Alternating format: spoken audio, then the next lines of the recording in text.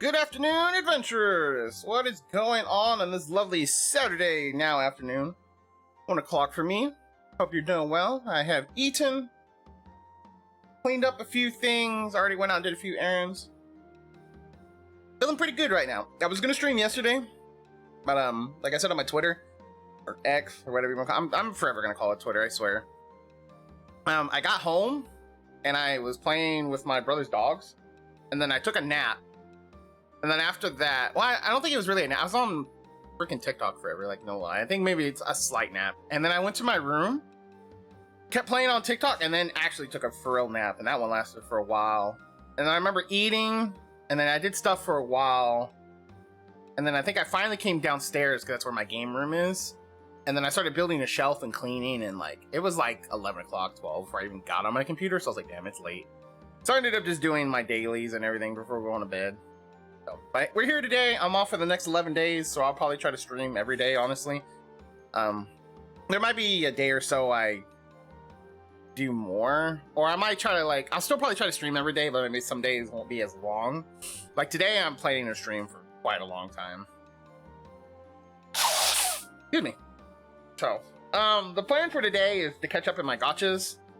So we're gonna do Genshin first, because I heard the new Archon quest in Genshin is actually not as long. I've heard back and forth on how people feel about it. I'm excited because I want to see Dane's Lift and hear more about what their sibling is doing.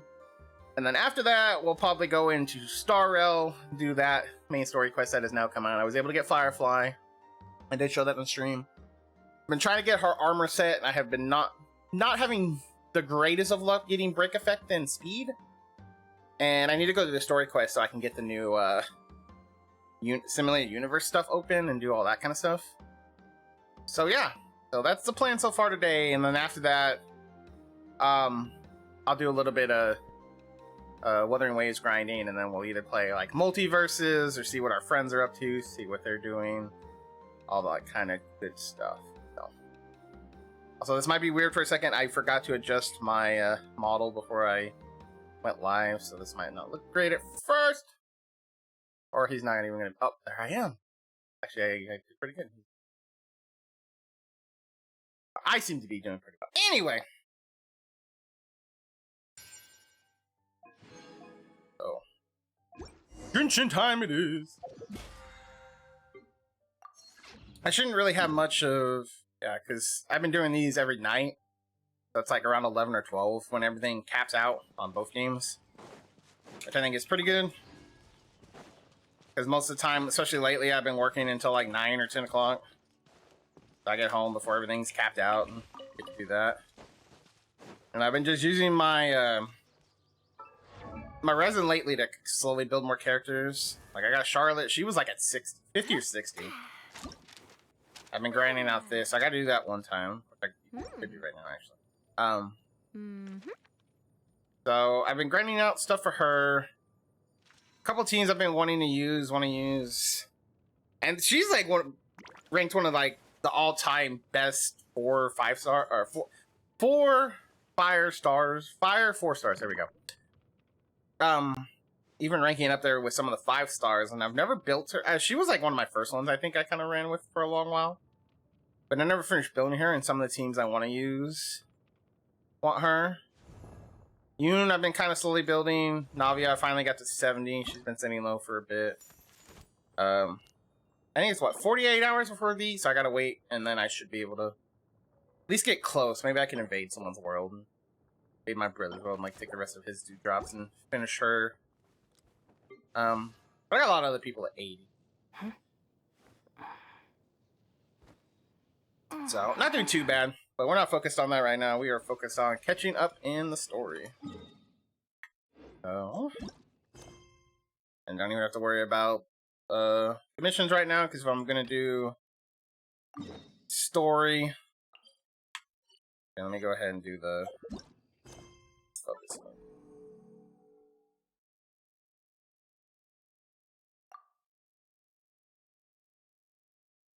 I'm just gonna be focused on this. Yeah, so we're gonna catch up on the story, keep going with that. We'll see how long it takes. I've heard people say it doesn't take long at all. I'm like, what? I guess we'll see. I mean, if it doesn't take long at all, I'll probably go ahead and use my resin to cap out what I have. And then we'll just go straight to Star Rail. Star Rail should take us a while. Star Rail I might have to do in 2 streams. We'll see. Unless nothing else comes up, then I might try to see how far I can get into it. But it depends on how long it's going to actually take. Also, my Genshin seems to load slower. I don't have that trouble. I have a really good piece of stuff. Bothers me sometimes. I get antsy when things start working like even a little bit slower. I'm like, oh, is my PC okay? Perfect. It's you two. I have a commission here that has your names written all over it. In fact, I'd even go so far as to say you're the only ones for the job. The only ones for the job? Huh. If our help is really that important, it's probably some Archon class commission, right? The Adventurers Guild doesn't employ that kind of classification system. In fact, this commission is also probably not nearly as intimidating as what you're expecting. All it asks us to do is to find a missing person. Huh? Then why did you say we were the only ones for the job? Because it's your I sibling. came across this commission while reviewing our backlog not too long ago. It seems simple, but our records indicate that over a dozen successive efforts to complete it have all ended in failure, despite attempts by several accomplished and renowned adventurers. With the reputation of the Adventurers Guild and the performance of the Sumeru branch at stake, it's in our best interest to assign this commission to the adventurer with the highest completion rate over the past few years. Well, that's us for sure. All I'm asking is for you to give it your best shot. If it proves to be beyond your capabilities as well, I'll talk to the commissioner about canceling the commission. Okay, so who are we looking for? And what is it about this commission that's made it so hard to complete? This commission was jointly issued by the residents of Vimara Village. They say one of their own villagers has gone missing, but the problem is, they don't know the missing person's name. They can only provide information about his general appearance. They're all from the same village, but they don't even know his name? If so many adventurers have failed to complete this commission, maybe this missing villager doesn't exist at all. Could it be some sort of a prank or something? Unlikely. Several villagers came by to issue the commission, and judging by their appearance and tone of voice, they seemed incredibly sincere. It certainly didn't seem like a joke to them. Besides, putting up a commission requires a processing fee. There aren't many upsides to a prank that costs Mora to carry out. In any case, it would probably be best to go to Vimara Village and ask around first. The Adventurers Guild does have some information on hand, but I would say anything you can learn directly from the villagers would be far more reliable. The best way to avoid misdirection is to go to the source. Alright then, let's go! Paimon's starting to get really curious about this whole thing. Alrighty.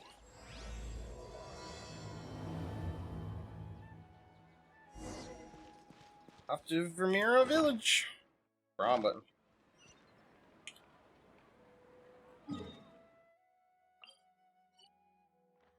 Probably this one. Excuse me. Hey, look, a viewpoint right here. How did I not get this one? I just blind or something? We made it to Vimara Village! Why don't we talk to some of the villagers to learn a little bit more about the missing guy? If this commission is really as challenging as Catherine made it out to be, we're gonna need to carry out a very detailed investigation. Merchant! Hello there. You looking to buy something? I do business in this area. Oh, no, we're adventurers. Catherine sent us to look into a commission here in Vimara Village. Ah, so you're here about that then. Ah, you're not the first, that's for sure. We've certainly made a lot of trouble for you all. To be honest, we aren't holding out much hope. Many adventurers have made their way out here, confident they'd be able to help us, only to leave soon after with nothing to show for their efforts. We've pretty much had it up to here in questions, and the area around the village has practically been overturned in search of clues. So, this person we're looking for, what's his name? Where did he live? Does he have any relatives? I don't don't know. I really have no clue. I couldn't tell you. Okay. Guess you are really sick of answering questions. I'm sorry. I didn't mean to sound short with you. I was actually just giving you my answer to your questions. I know it may seem like we don't have anything to offer by way of information, but I promise you, we all have a very strong impression of him. When you live in the same village as someone, you develop a lot of memories together, you know? But why does no one know his name or anything? We just don't know the specifics. Maybe we did at one point, but that information is long gone by now. At least that's what everyone in the village seems to think. We've all exchanged what we know, and that was the only logical conclusion. All right. Specifics aside, then, what kind of person was he? Young guy, in his early 20s probably. Incredibly kind sort of person, always willing to lend a helping hand. I'd chat with him when I didn't have any customers. I even saw him stick out his neck for others on more than one occasion. Very interesting guy, that one. Now that you've started talking about him, you don't seem nearly as down in the dumps as you did before. Unless it really was Looks like he your left a pretty good sibling. impression on you. But of course, everyone in the village is pretty fond of him. We wouldn't have issued that commission otherwise. There aren't many young people like him nowadays. So genuine and pure. To think that he just up and disappeared one day. I just hope nothing bad happened. Could he have just moved away without telling anyone? No, he's not the type to leave without saying goodbye. And anyway, moving away without being seen by a single person in the village, there's no way he would have been able to manage that. Huh. All right, thanks for the information. We're gonna go ask around some more.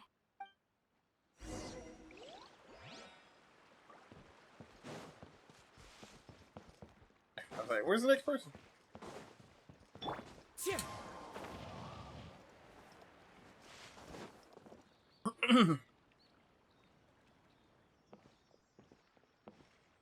It's that guests I hear.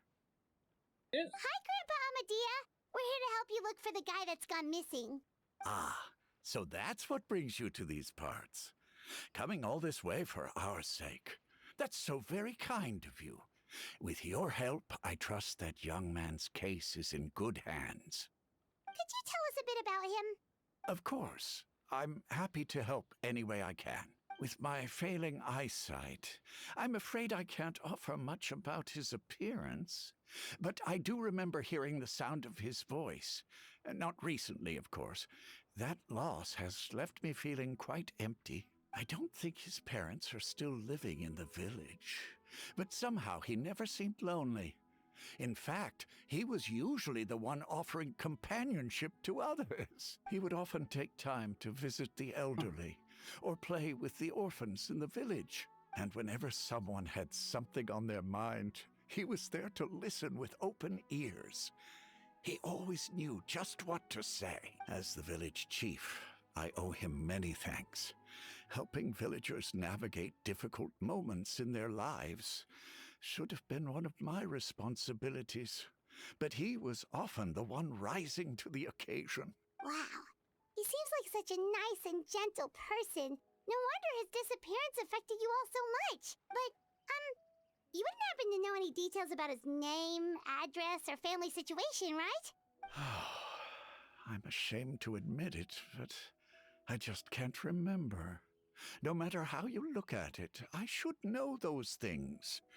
But for some reason, no matter how hard I try to remember, the information just doesn't come.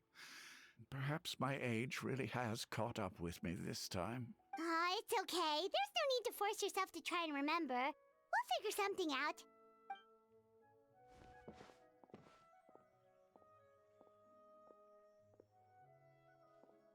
Well, Traveler, what do you think? Things are not adding up. I don't think so.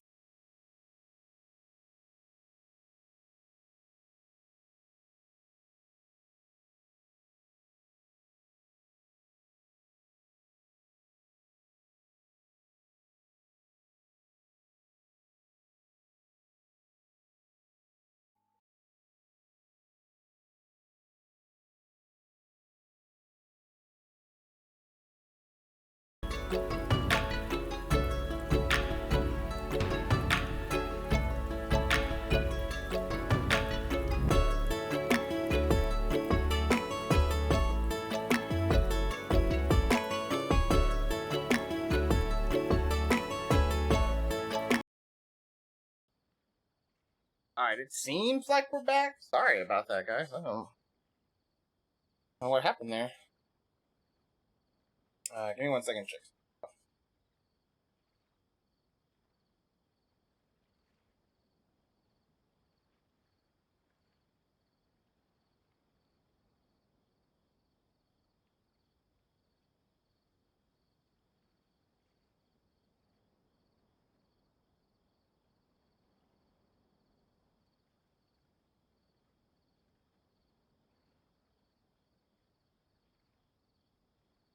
I don't know if our internet just died for a minute or what.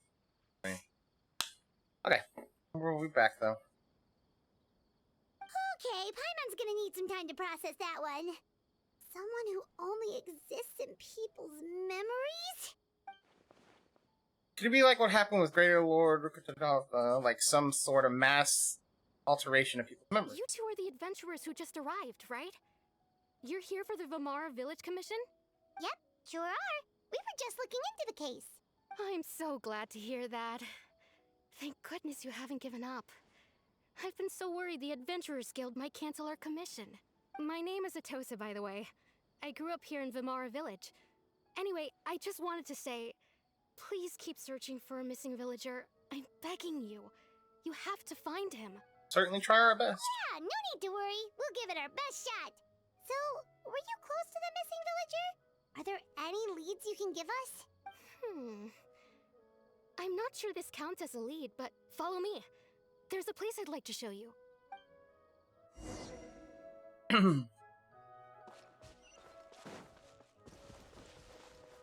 On the way. On the way. Time to go. On our way. Ah, it's a tree in my way. I'll take a couple of those. Moving on. Time to go. Wee. Or my movement stopped. Like I was moving, but it was just up down. Like I wasn't moving forward anymore. Is this the place? Under this tree? Yep. I know it doesn't look like much, but this place is very meaningful to me. It's so full of memories. We used to always sit together under this tree and talk. Sometimes we would look up at the clouds in the sky, or stop to feel the wind against our skin. We could sit there for hours at a time, never realizing how long it had been. I was actually adopted by the people of Vamara Village. The forest rangers found me in the woods as a child. I was surrounded by such good people, and growing up in the village was so lively. Still, there were times when I couldn't help but feel incredibly alone. Alone? How should I put it? When something's bothering you, or when you have good news to share, you always want to talk about it with somebody. But for the longest time, I didn't know who I could talk to, or if I should say anything at all. Everyone has their own problems to deal with. Even if I might want to confide in others, I don't want to become a burden. That's what family is for. Really? You know exactly how I feel? Aww. Wow, that sounds really nice. You're quite lucky. When it comes to our missing villager, well, I guess you could say that to me. He felt like both a family member I could rely on and a friend who could really understand me. No matter what came my way, I knew I could always talk to him. He was so thoughtful and pure, and patient too. Whenever I talked to him, he would always seem so interested, as if the things I was describing were just as important to him as they were. Ever since he disappeared, there's been so much I wanted to tell him. No, none of those things matters now. I just really want to see him again. Wow. You two must have been really close. Did he ever tell you anything about himself? He mostly just talked about interesting things he saw around the village. He'd share a lot of his own wild ideas as well. Oh, right! I did ask him about his parents once. but all he said was, they're not here anymore. I didn't know whether that meant they had left the village or passed away, and I didn't want to pry. Still not much to go off of. Look at me. Talking your ear off and still nothing to show for it. I'm sorry I wasn't more help. Help us understand him better. The last time I talked this much in one go was when we were still together. Come to think of it, every time we talked, it always seemed to be around dusk. Just like right now. Time always passed by really slowly. Even when it felt like we'd been talking for hours, the sun would still be at the same position in the sky. Well, time always seems to pass slower when you're relaxed, right? What's wrong, Traveler? Always the same time of day, and time never seemed to pass. Yeah, this is something weird with memories. Based on what we've learned, this is definitely not a regular missing persons case. What Atosa just told us about time could be the key to unraveling this whole mystery.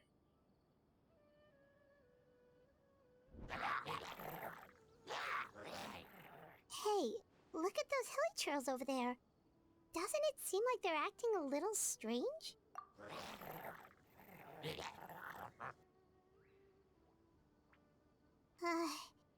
The Abyss Order. Could they be the ones behind all of this?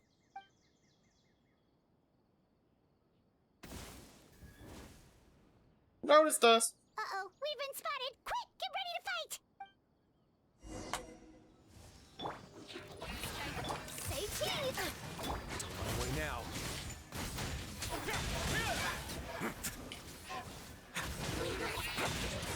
Get a little chilly. Smile! Into the wind. I can deal with the other one easily. These two I can't. The birds call. Say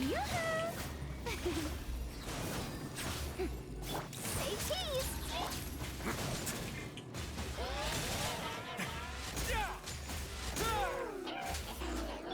Let the world collide! Hard-hitting exclusive! Way now. Thank you. I was like, I need him to come out of his bubble already. And he's scared. There we go.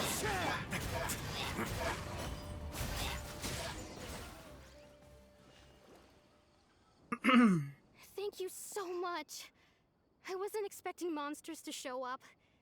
If you hadn't been here, I'm not sure what I would have done. It was no trouble.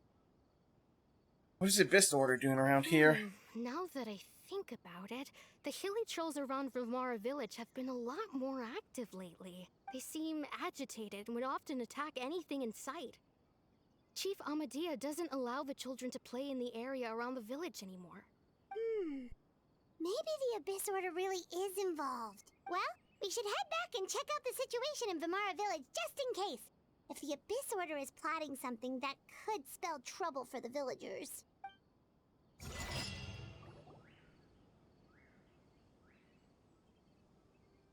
Wait a second. The person... It's Dainslev!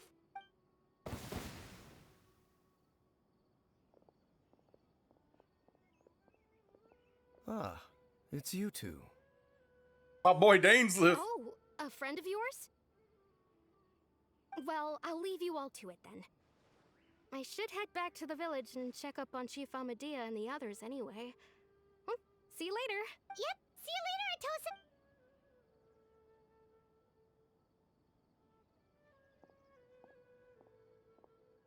Why do you always have to pop up out of nowhere like that? Is it your life's mission to jump scare us or something? It's hardly personal, or intentional for that matter. As long as you and I are both in pursuit of the Abyss Order, we're bound to cross paths. I'm sent for this dude. Mainly because I like his attitude, and I'm also biased because he has Sasuke's voice actor, so you know. Ah, so you're here to investigate the Abyss Order then. That would explain the monsters you were fighting just now. Naturally. Hold on. Are you not here for the same purpose? No matter. It may have taken you a while to catch on, but I'm sure you've also realized by now that there's something strange about this place. The Abyss Order is most certainly planning something in this area. Or worse, their plan could already be in motion. So you think the Abyss Order is behind the hilly trail activity in the area? As things stand, I highly doubt that is their primary motive. I would imagine the increased hilichurl activity is merely a byproduct of whatever it is they're really trying to accomplish. Still, the hilly trail activity is causing a lot of problems for the people here. We should stick around for a while and protect the village, don't you think? The best way to protect them is by figuring out what the Abyss Order is truly planning. That is how we prevent further tragedy. And you shall have them. I never intended to hide anything from you. Don't worry. There should be ample time to talk.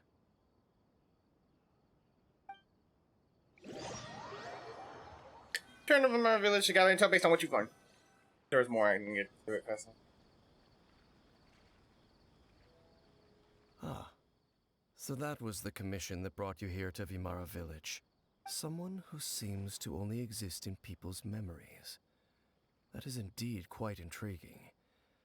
I would agree that it's unlikely you have a simple missing persons case on your hands. However, any possible connection to the Abyss Order is still unclear.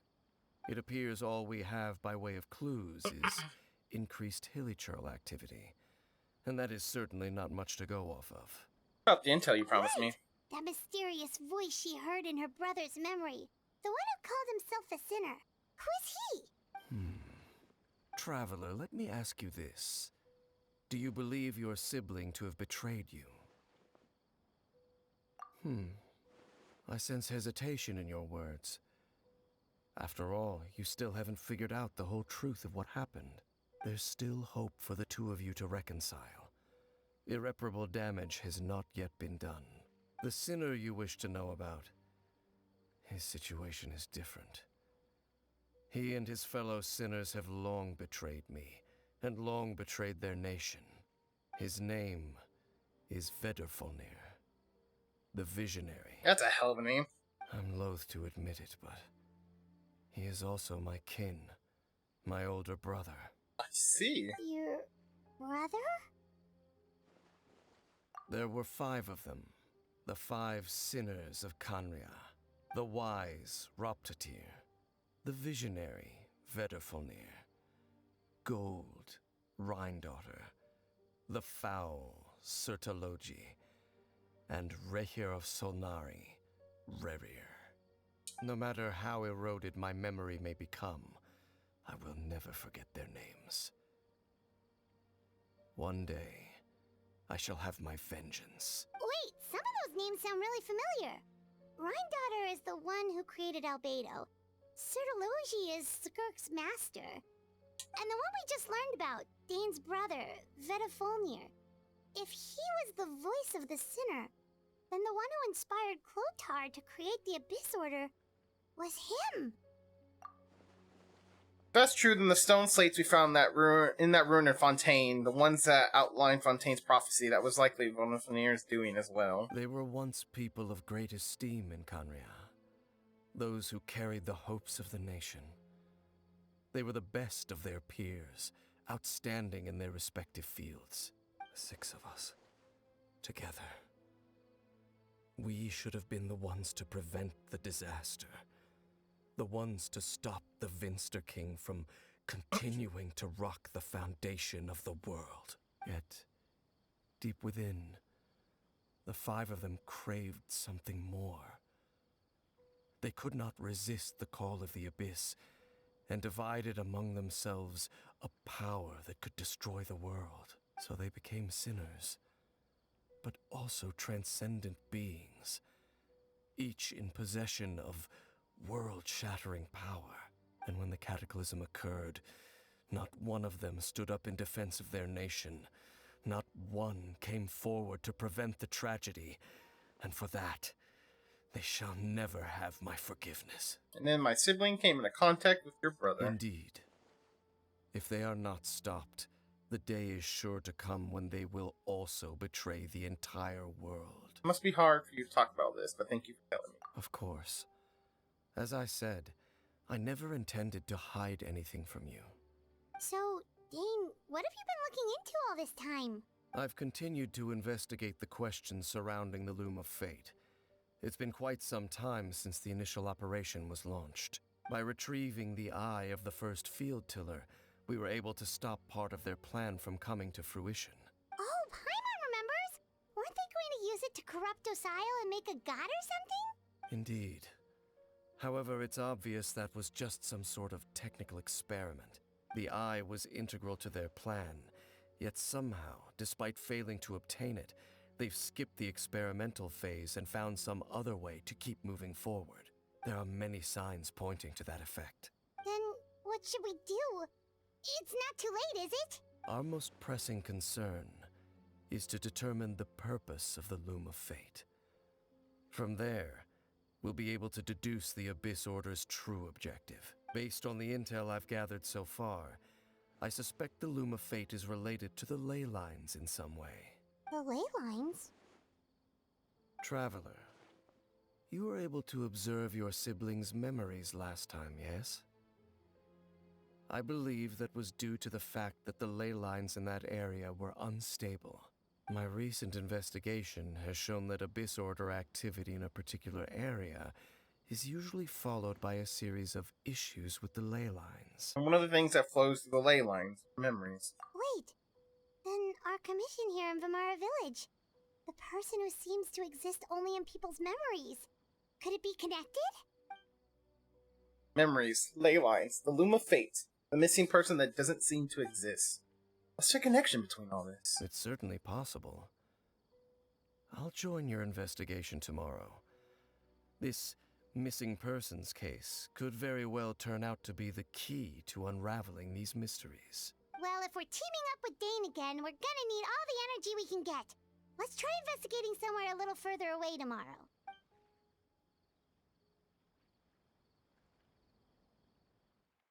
It's morning! The sun is rise. The people are here. There's fish behind me. Oh, so tired. Paimon used way too much brain juice yesterday. It's all Dane's fault saying all that complicated stuff. Didn't sleep well either. My head's a mess. Well, let's go find Dane. We've got a lot to do today.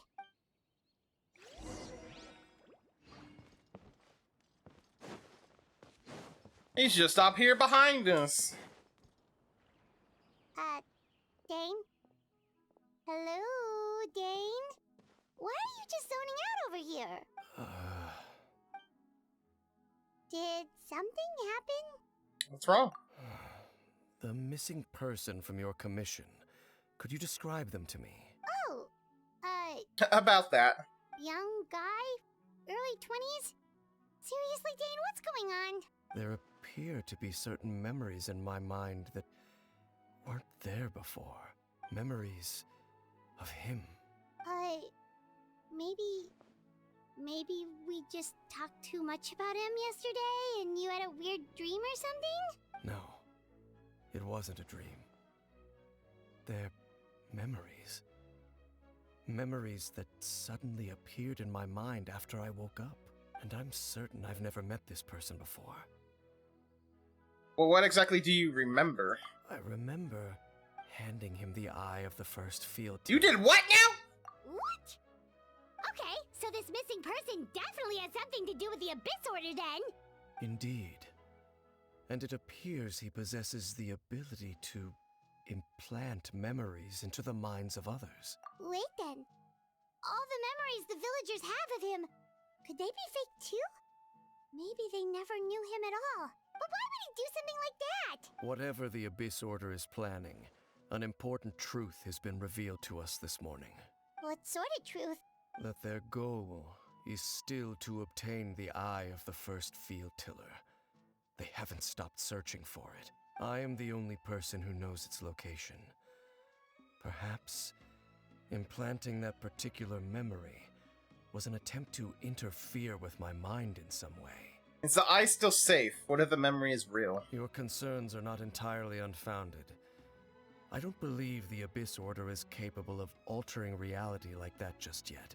However, considering their single-minded pursuit of the eye, I would say an equal level of caution is in order on our part.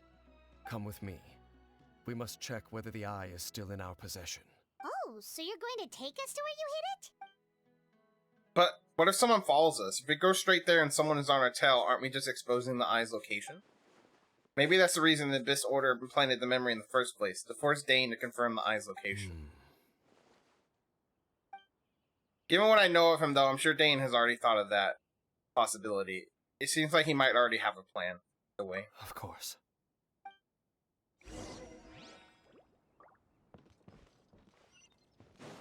How far away? Ooh, that's a $900 teleport.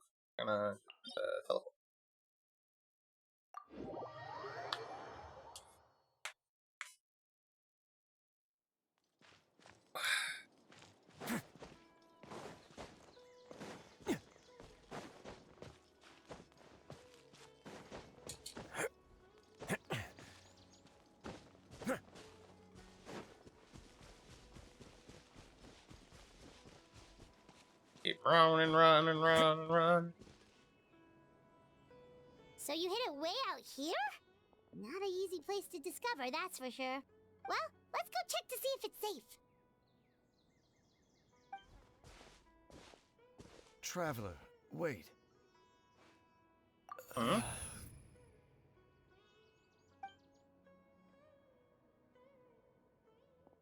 We've no time to lose. Let's head inside. What was Dane going to tell me just now? Hey, wait up!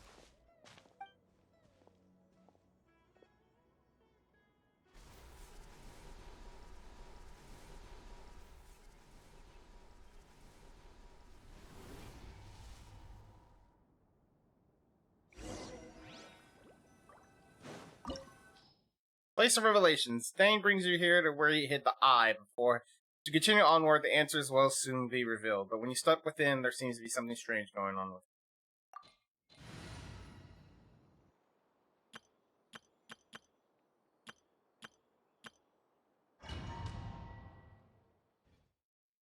it.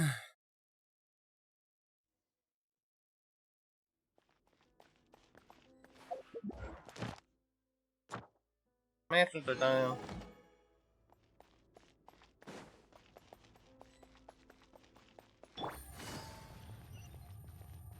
Hello. I was not expecting to jump right there.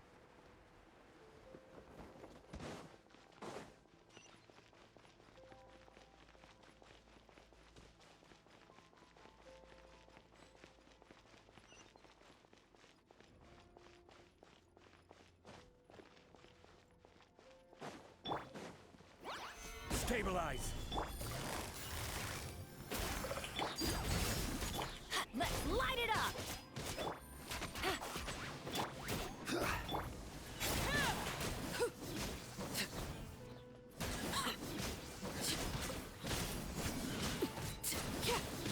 Burn, baby, burn! Seems the mechanisms here have changed over time. You can access the upper floor through the side door. Perhaps you should try reactivating the mechanism over there.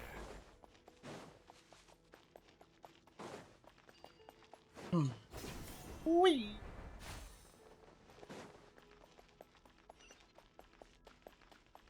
Wee!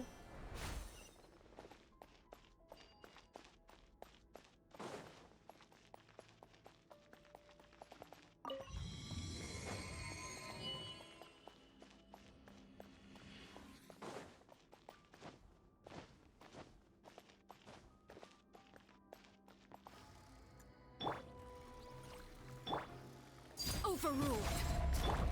Ah, damn. I was hoping that would still mark him. Gotcha. Things are about to get dicey.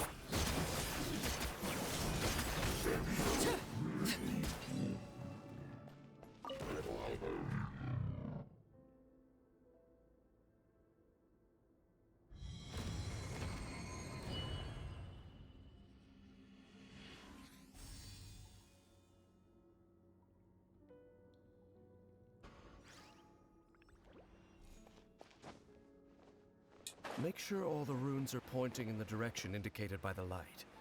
That should unlock the mechanism.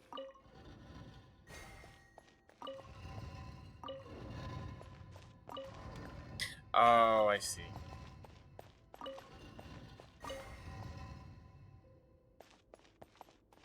Yeah. You want that?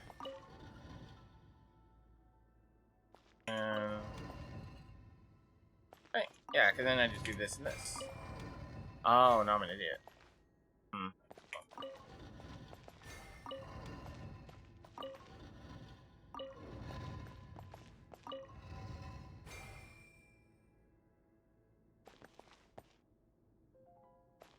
That would still pull it down.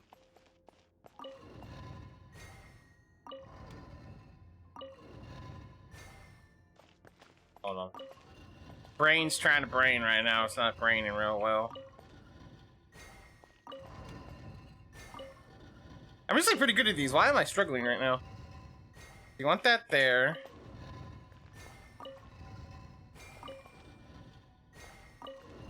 I have too many in different places.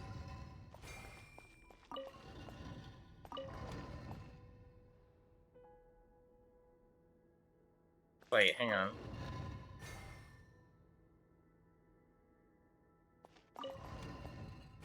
Why did I struggle with that so much? Wait. Oh, okay. The door's open. Let's go. Our destination is just up ahead. I don't know why I struggled with that so much. That's embarrassing.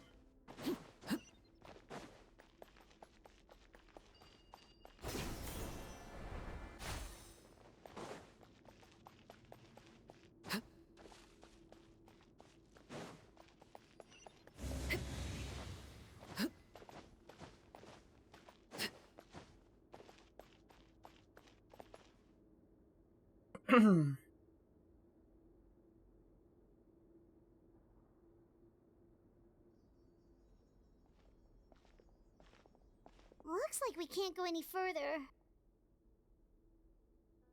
I don't have any, like, things for my UID.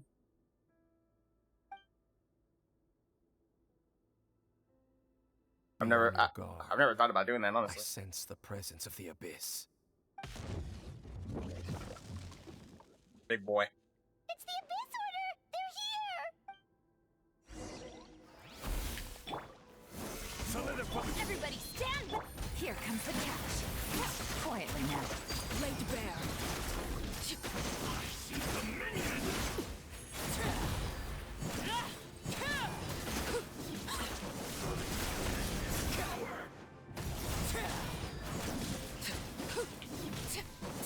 Witness my rise.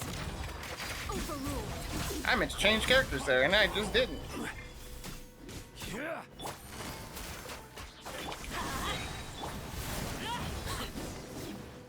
Got him. He dead. Just as I suspected.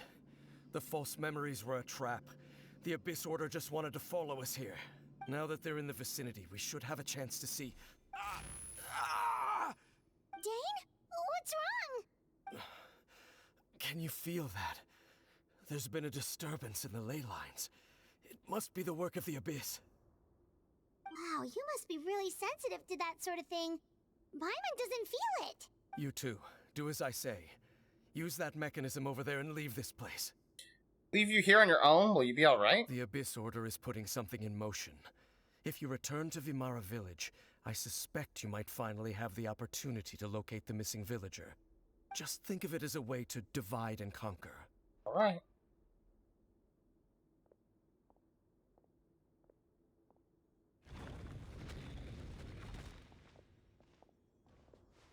Dane does have a point, but something still feels off. What am I missing?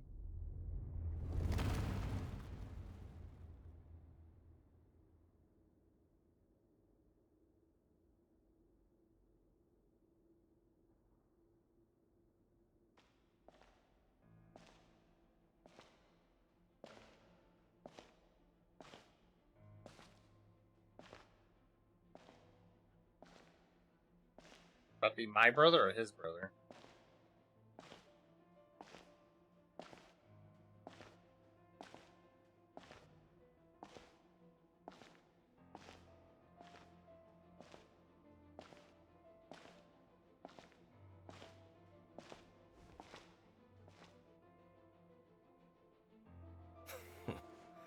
I knew going along with your trap would be the only way to meet with you face to face.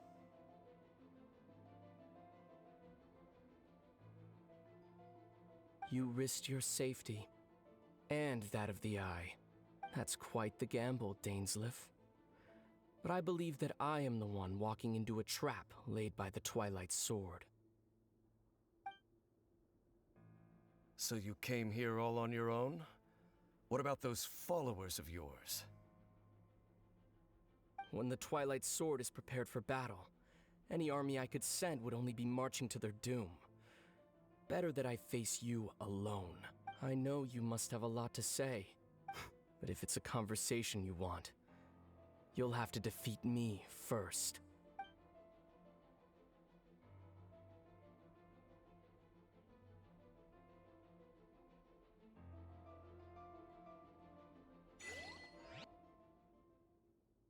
Dumb.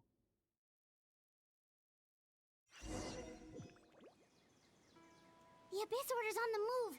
The ley lines are all out of whack.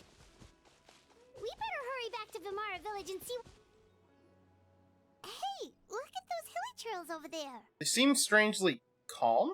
Weren't they acting super agitated just a little while ago? Why are they so calm all of a sudden? Wait, I hear something. In the New World, they bade farewell to the shrouded sun.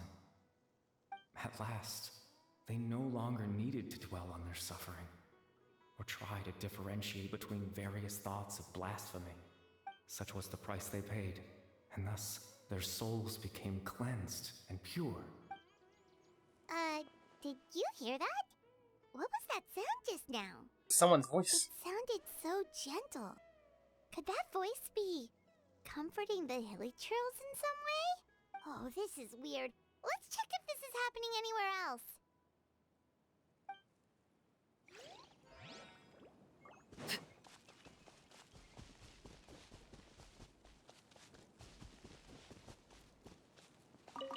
Thank you. Oh, over here. I was like, where do I need to go?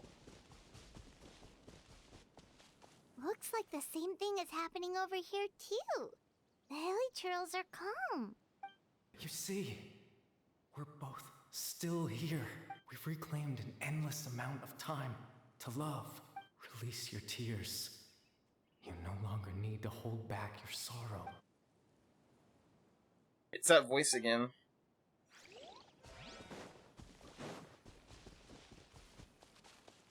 Over there. It looks like they're sleeping. In the end, he whispered softly, "Sleep well, Father. Sleep well, my beloved people. When you awake, that which differentiates us shall be no more." It almost sounds like a poem or some kind of story. Well, now that the hilly trails have calmed down, Vimara Village should be safe at least. Let's put this situation to the side for now. Dane said this might be our chance to find the missing villager, so we should head back to Vimara Village before it's too late.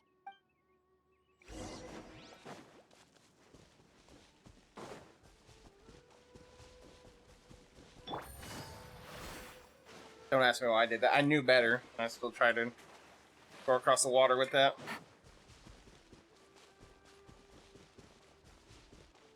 Go up.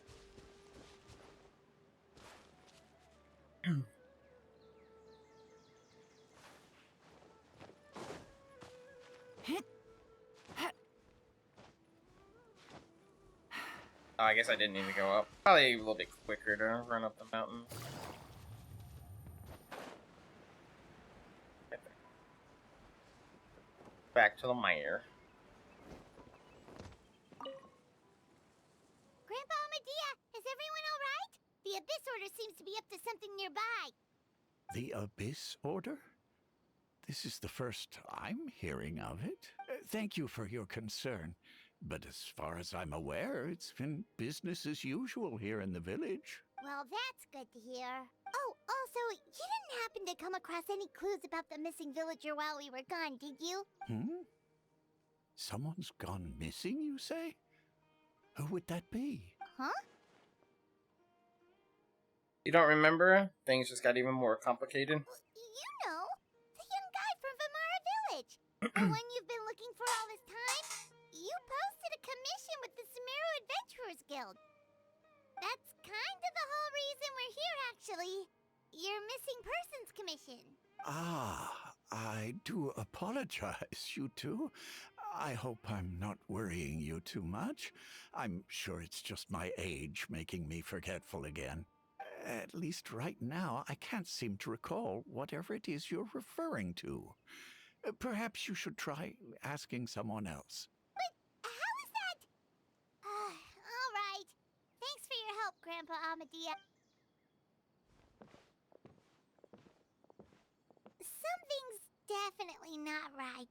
We just talked to Grandpa Amadia about the missing villager. There's no way he could have forgotten all about him just like that.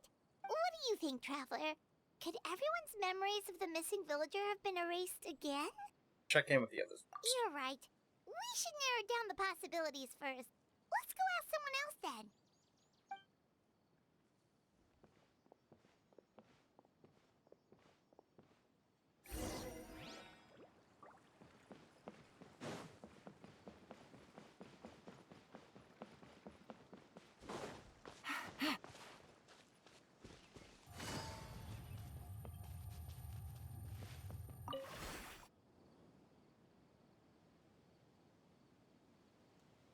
Someone's gone missing? Who? Just as expected. That guy you said a bunch of nice things about earlier? The one you always used to chat with. He's around 20 years old, and you said he was a kind, warm-hearted person? Oh, I know who you're talking about. Really? There aren't many young people who've earned that kind of praise from me. If you're certain that's what I said, then there's only one person who fits the bill. No doubt about it. But why'd you say he's gone missing? Have you seen him recently? Yeah, I just saw him leave the village. There was someone else with him, too. They couldn't have gone far.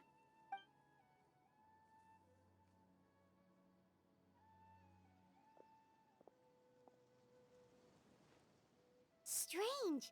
Bayram seems to remember him. And apparently he just saw him? Do you think maybe it's not that there's something wrong with people's memories, but that we've somehow returned to a time before he went missing? I thought returning to the past would be that simple. Given everything Dane mentioned about disturbances of the ley lines, I'd say it's far more likely this is related to memories in some way. I need to think carefully what's really going on. People forgot about the missing person, we are presently traversing some... I get to do this one. If this person only exists in people's memories, maybe we're in someone's memory right now. Right! Paimon totally forgot about the ley line disturbances. We're in someone else's memory. Just like how you entered your sibling's memory last time. That would also explain why we seem to be at a time before he went missing. It's a memory after all. If we really are in someone's memory, this is our chance to find him. Right. If he's someone who only exists in people's memories, then we're finally on the same turf. But didn't Bayron just say that he saw him leave the village with someone? Where should we go look for him? The tree! Who knows how long this ley line disturbance is gonna last? We might not have that much time, and we don't even know whose memory this is. Let's go through what we know so far. Yeah, that'll help us narrow things down. We pretty much figured out that the missing villager has the ability to... Plant memories in the minds of others. Right, that! Could we try to figure out more about him using what we know of his ability? Like, does it maybe leave a trace that would somehow give him away? Implanting memories into the minds of others must be an imperfect process. There's no way the new memories could perfectly blend in with the old ones. There has to be some kind of tell. Scenes from false memories will not change. Time does not pass within false memory.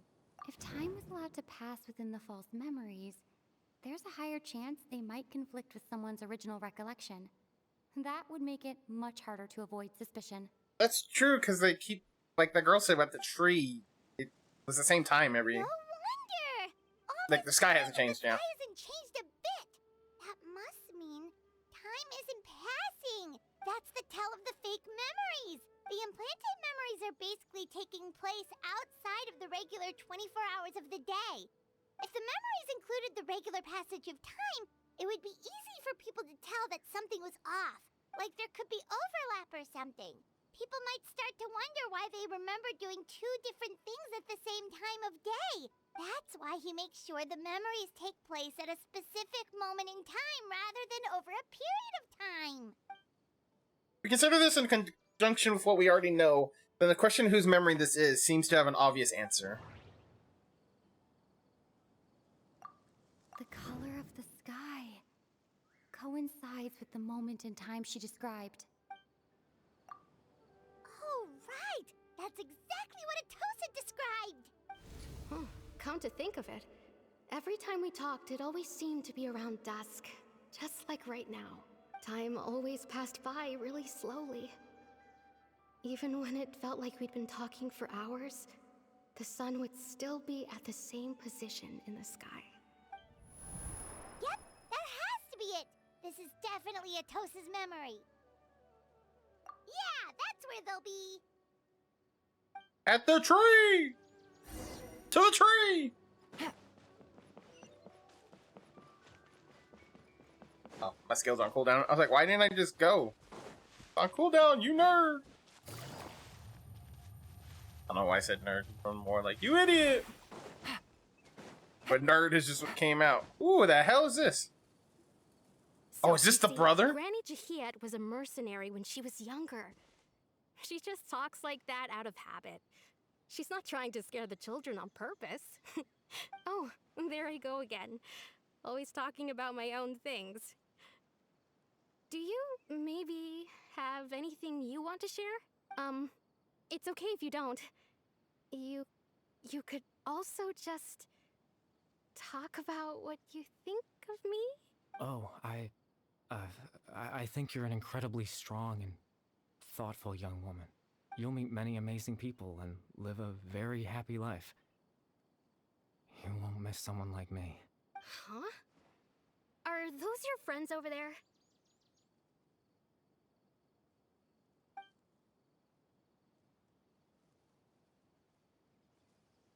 We finally found him. Well, why does he look kind of familiar? Oh, right! This version of Atosa hasn't met us yet. Friends? I guess you could say that. It must have taken them a lot of effort to find me. So, I should see what they need. I'm sorry, Atosa. We'll have to continue this conversation another time. Another time, huh? Yeah, okay. I'll head back to the village then. Talk to you some other time.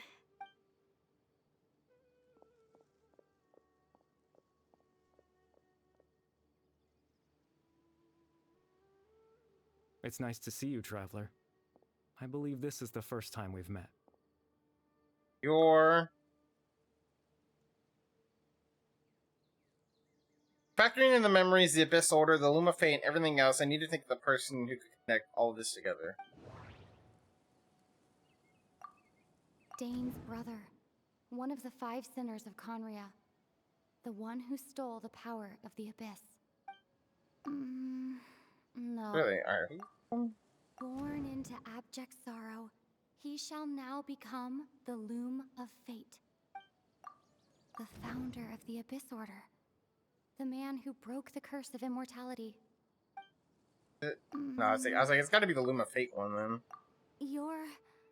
Kari Bear Alberic. Oh. You know me? That's quite the surprise. I don't believe I've met you before. Oh, I see. It was the memory, wasn't it? Your sibling's memory. You saw... the me from back then. This is Atosa's memory. I came here to say goodbye to her, but I suppose I'll just leave her a message instead. Come, let's find somewhere else to talk.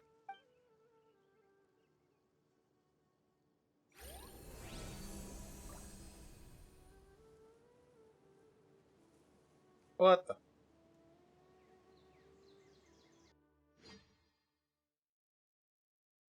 I don't know what this is!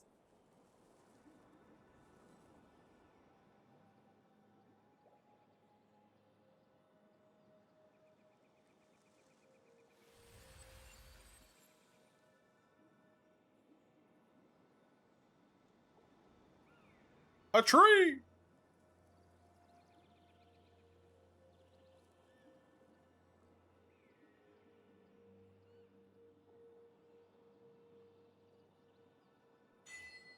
The proof of existence. I can't run!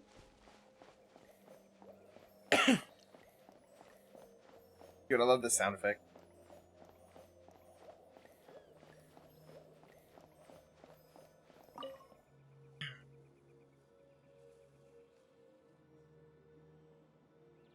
It's a very beautiful place, though. What is this place? I suppose you could call it the realm of my consciousness. I'm someone who no longer exists in the real world, after all. As you well know. Yeah, makes sense. You look quite exhausted. It's nothing.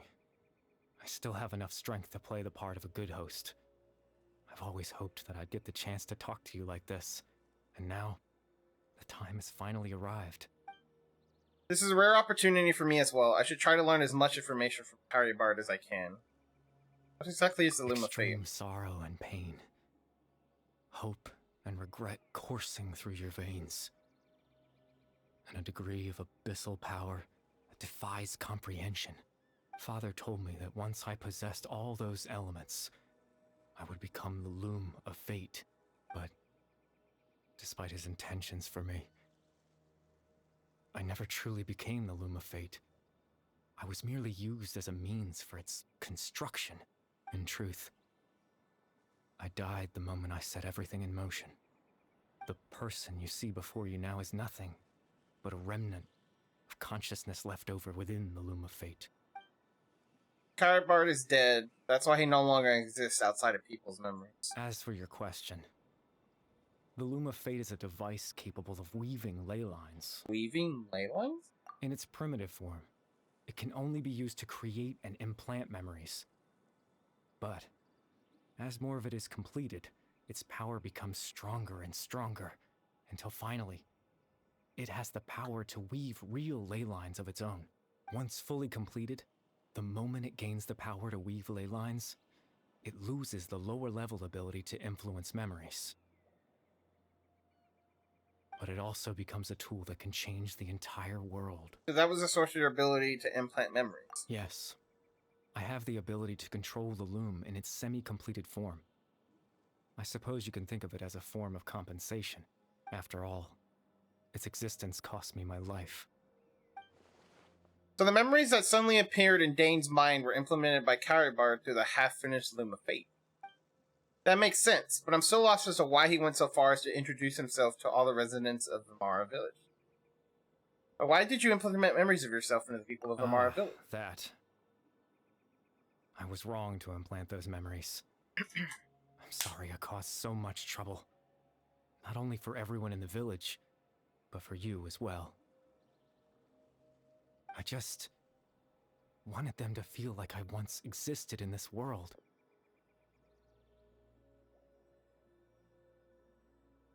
As if I had a chance at life. So that's why. I would have never guessed. But is there any kind of meaning to this? Does only existing in people's memories really count as living? I know what you must be thinking. Why would I do something so meaningless?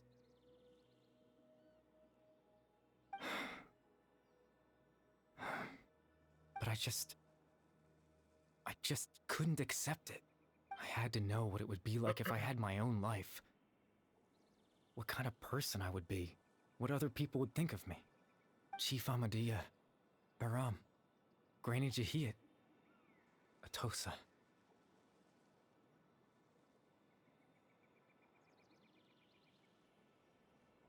What would it be like if I could live alongside them? No cataclysm, no curse. Just a quiet life in a peaceful village. I was curious, so I selfishly tried to have my own life. Even if that meant piecing together the version of myself that could have been. One memory at a time. I know it sounds stupid. After all, My life ended a long time ago. Any chance at living was stripped away from me when I was 8 years old. My consciousness left to mature in an illusory world of nothingness. Even the form you see before you was nothing but an invention based on my father's appearance. An imagined version of what I would look like if I had the chance to grow up. In the end, this all stems from the tragedy that occurred in Conria back then. You know, everyone is looking for you. I know. But there's nothing I can do to make them find me. If I could exist in the real world, I would return without a second thought and surprise them with the suddenness of it all.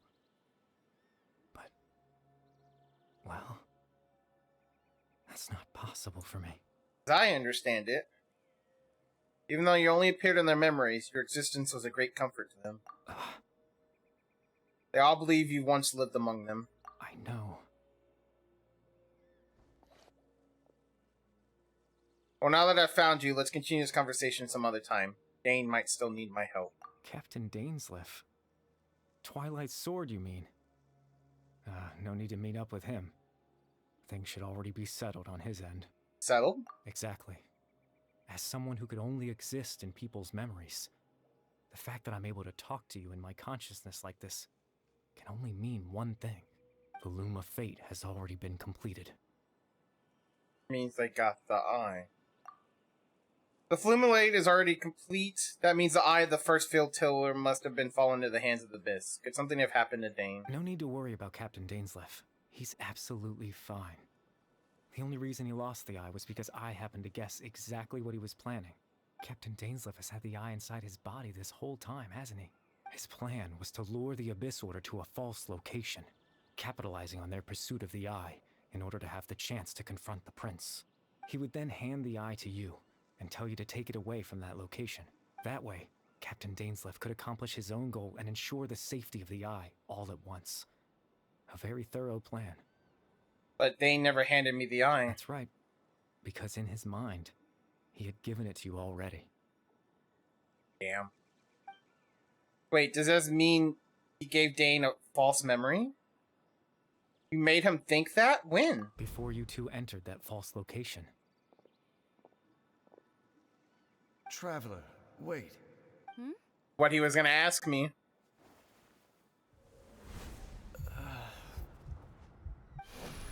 We've no time to lose. Let's head inside.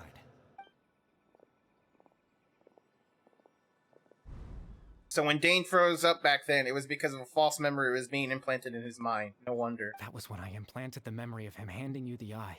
Given the tense situation at that time, Captain Dainsleif failed to notice anything out of the ordinary, and took that memory to be real. I'm sorry, Traveler, but I needed the Loom of Fate to be completed.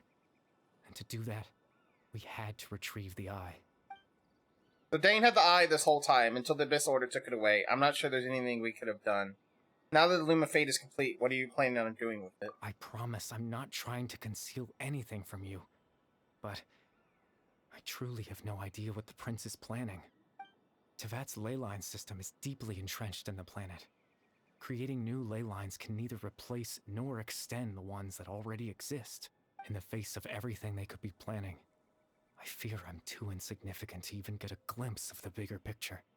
In any case, I had my own use for the Loom of Fate, and my goal, at least, has been achieved. Your goal? You remember my father, don't you? Clotar Alberic.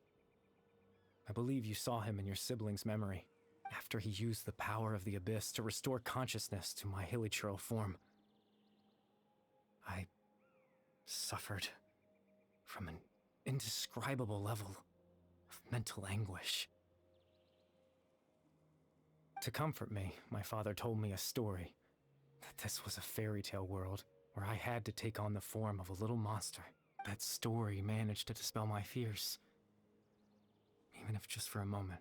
My goal was simple: to use the Loom of Fate in its near-completed form, when its ability to create memories was at its strongest, to implant a specific memory into the minds of the hilichurls. In that memory, I would tell them a story, just like my father did for me. It was a story of fairy tales and love. But more than anything, it was the story of us. Damn. So the thing that caused the Hilly Churls to calm down back then was Cowrie Bart's story. So that was his goal. That was the only thing he wanted. He had a device as powerful as a Loom of Fate at his disposal, and all he wanted to do was to offer the Hilly Churls a moment of comfort and peace. I can't change the world. Not when I lost the very right to exist within it. Implanting those memories, that was the most worthwhile thing I could offer. All that's left of my existence is a wisp of residual consciousness tied to the Loom of Fate. In truth, that trace of my consciousness should have dissipated long ago. My goal was the one thing that allowed me to hold on all this time. But now, the bedtime story is finished. And it's finally time to rest.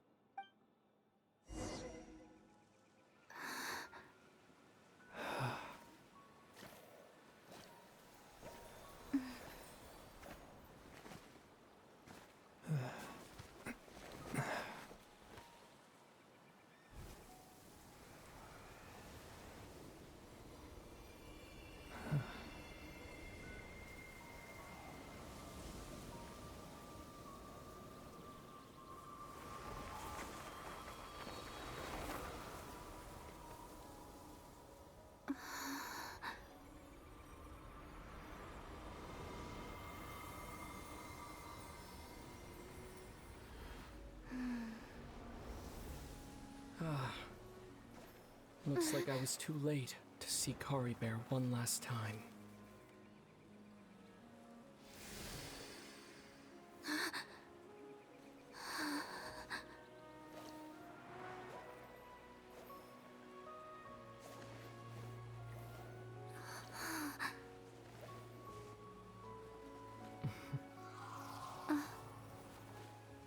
Kari Bear's consciousness is gone, and this space will soon disappear along with it.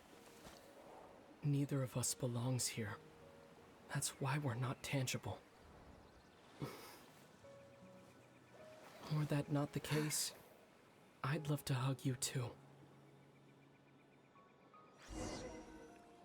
Well, how about a conversation?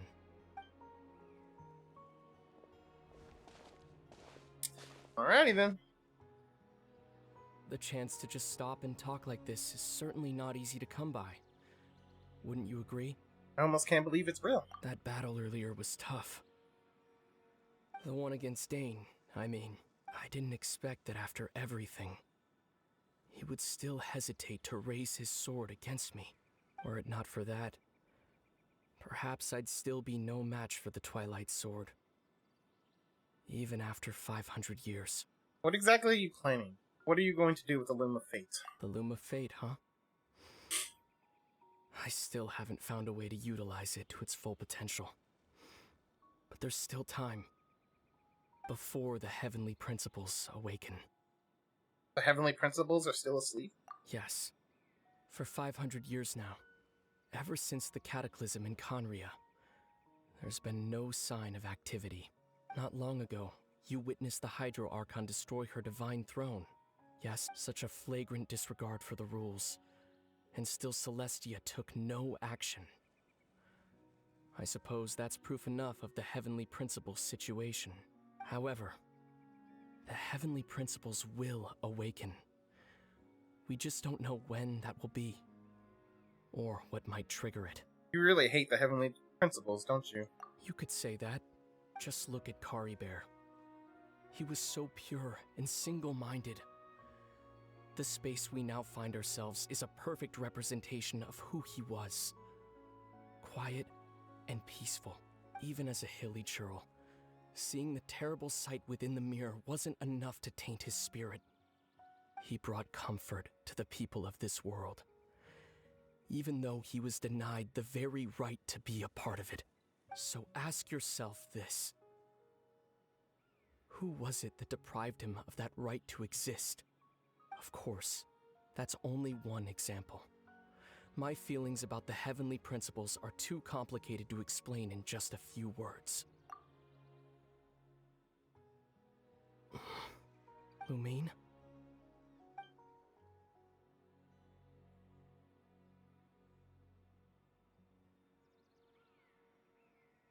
You're the only one in this world who calls me that. There's so much I wanted to ask you. But for some reason, I'm not interested in asking those questions right now. There's just one thing I have to ask. One thing I could never understand. Why? Why can't we continue our journey together?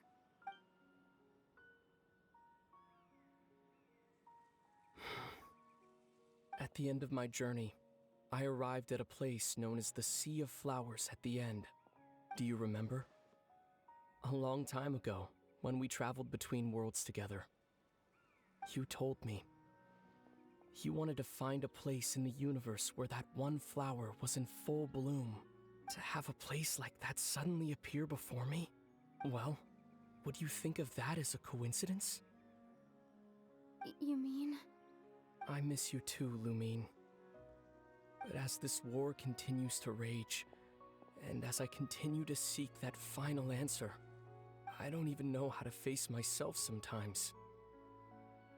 Let alone my own sister. What's going on? This space has lost its tether. I doubt it'll be able to exist much longer.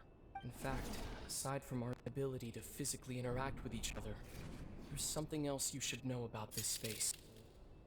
With Kari Bear gone, we won't be able to remember anything that happened here. Damn! Everything in this space will be wiped from existence, including all memory of our reunion. You're only telling me this now? That sucks.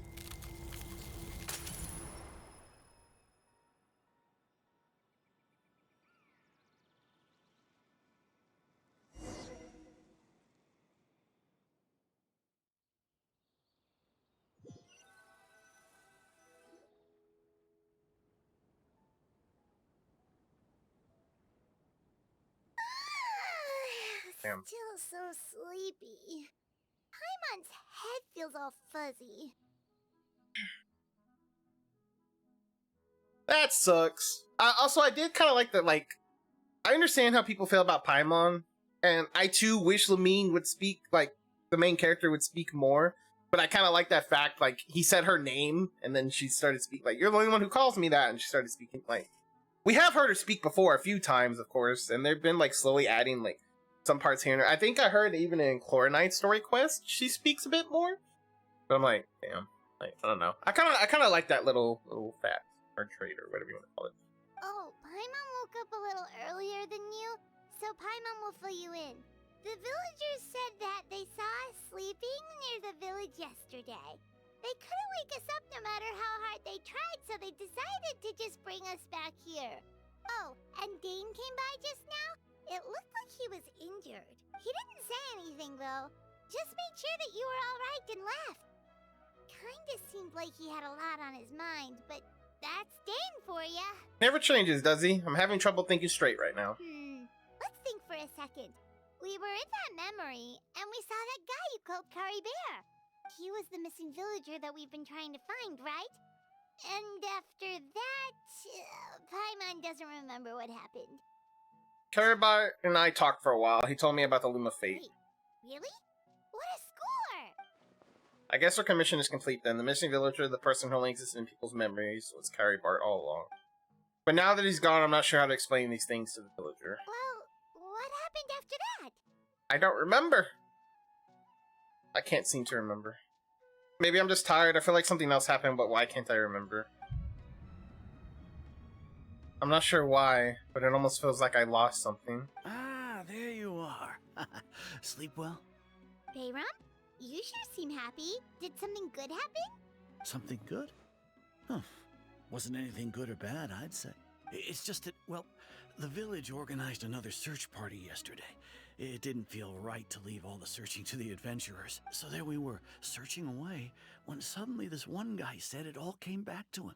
According to him, one day around dusk, he was passing by this one tree outside the village, and he saw our missing villager. There he was, sleeping under that tree all by himself. His parents came a little later to wake him up, and they all left together. They looked like quite a happy family, apparently.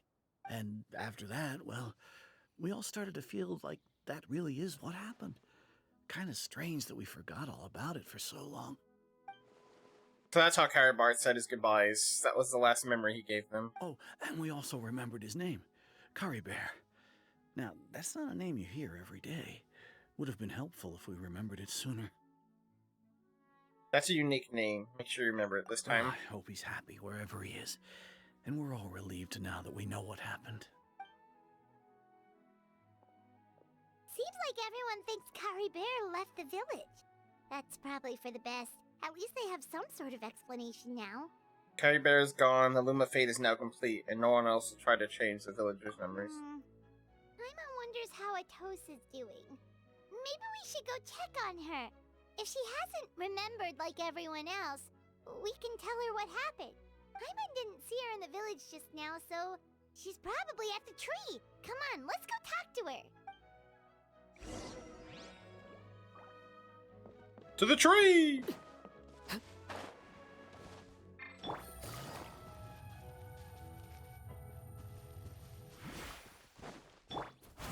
One-winged angel!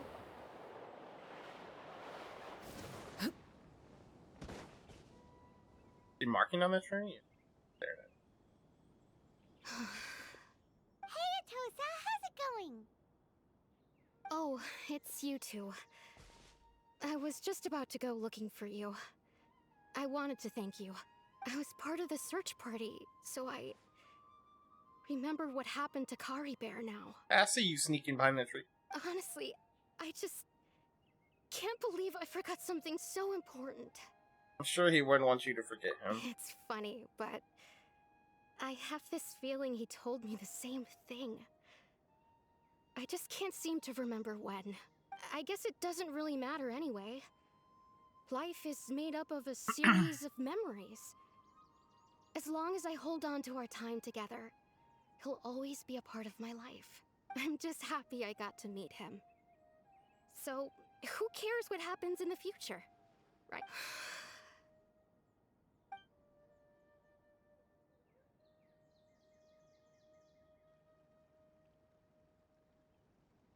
Hey, I'll admit, I'm just putting on a brave face.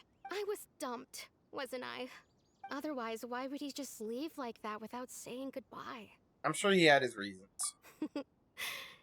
You don't need to comfort me. I'll be okay. It's just like Kari Bear said. It's the things we overcome that make life more precious. And you know, if he has a heart, maybe he'll come back and see me one day. Anyway, thanks for all your hard work, you two. I promised I'd help Granny Jahiet with something, so I should head back. Goodbye! Well, that should be it, right? Everyone's lives can go back to normal now. Oh, right! Weren't you about to tell Paimon what happened after your conversation with Curry Bear? Right, what was it that happened? I can't remember. Feels like there's something in my pocket. A picture? Where'd that come from? Let Paimon see. Interesting. You must get along with each other, the two of you.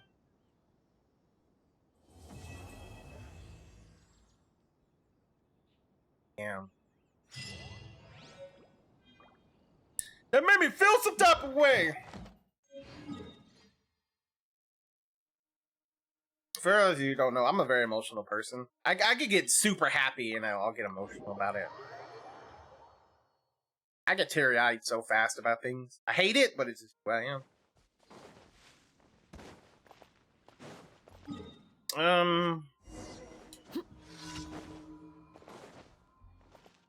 Add Astro. Earn our Thank you for commissions. I guess I'll go ahead and burn a couple of them. I need to do, where's fire? I need to do the flower. A couple other things. I'll probably fight the flower and then the spinning mech tech thing in the back.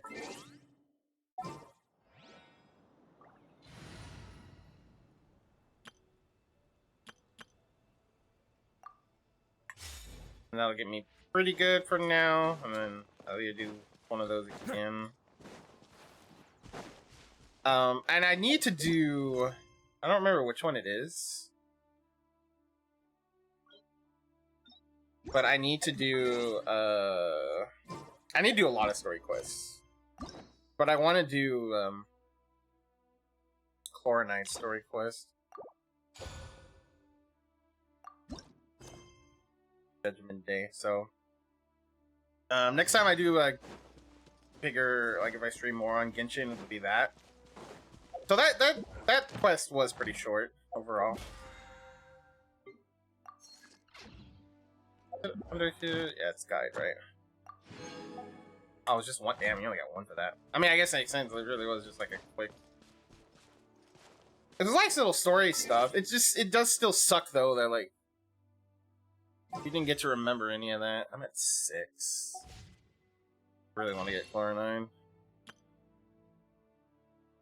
So put me at 7, 8. I don't think I have. How many days are left? 3 days. And I think I'm only at like... I'm not that far. Like, that's 10. That's 20. I'm at 30 at least. I'm at 30. So when I dip again, that'll be 40.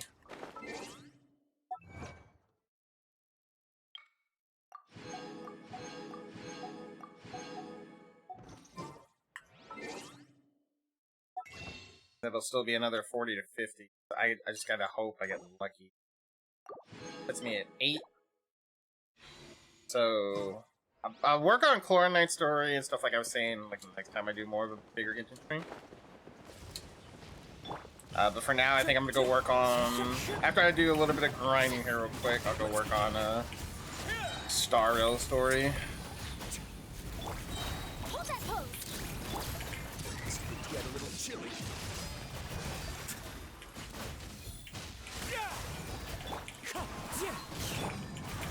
Run away now. Because I want to catch up in that. And I want to get the... Sorry, it takes 40. I was thinking 30. I want to get the simulated stuff open so I can farm for Firefly stuff. Especially before this week's over, so I can get the bonuses for doing it, even though I'll probably do it a couple times without the bonus. Because I want to farm it out.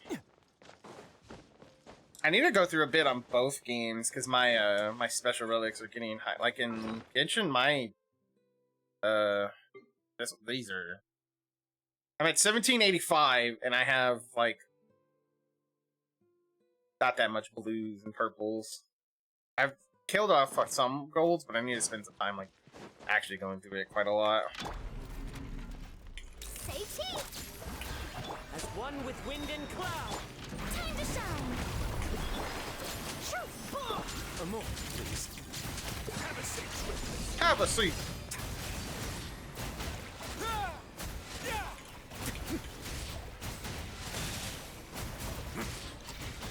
Ooh, I'm taking way more than I should be. Let's begin. The wind knows. I was putting myself in this situation. I have no one else to blame but me. Stop that. Stay cool. Face your guilt. Away now. Dead.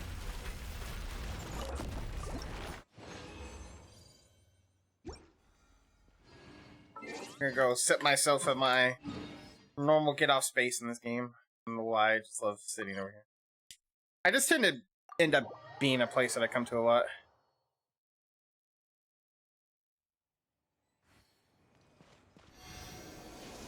I gotta grab all the crystal flies around the tree and do all that kind of stuff, so yeah. Okay, so I'm gonna end the Genshin portion here. Yeah, that was pretty quick. I'm sure Star Rail's gonna take a lot longer.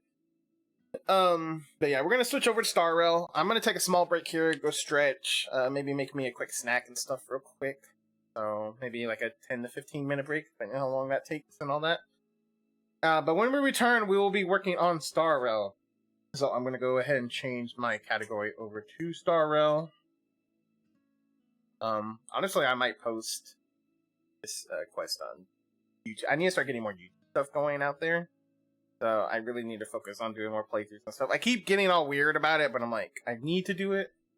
I need to start branching out more. I need to get my Discord finished up. Yeah, but I'll be back very shortly, so don't go anywhere. But yeah, I'll return in a little bit. Make sure you go get some water and stretch and all that yourselves, guys. Take care of yourself.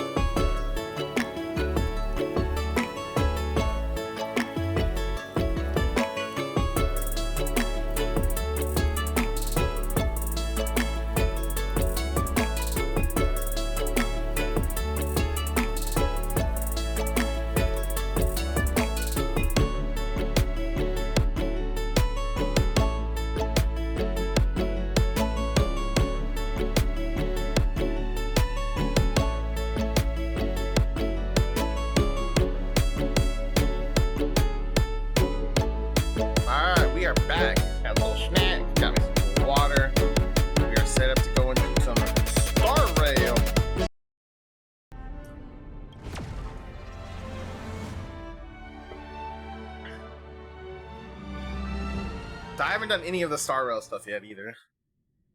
Kind of waiting until my days off to cut back up. I have tried to farm out Firefly stuff the past couple days, but like I said, I do need to try to get to caught up so I can get through the universe stuff. And I want to do this too. This looks funny from what I've seen. You wake up in the dream pool and find yourself back in the real Reverie Hotel. According to March 7th, you really have woken up this time from Inna's dream. The Stellaron was sealed while you were out, and all major lineages except for the Oak family are dealing with the aftermath. She also said that the family has invited the crew to the family's Radiant Field Spar as witnesses for the important meeting. High-end cruise ships, luxury banquets. Now this is what a celebration banquet ought to look like. What else are you waiting for? Get ready to set off.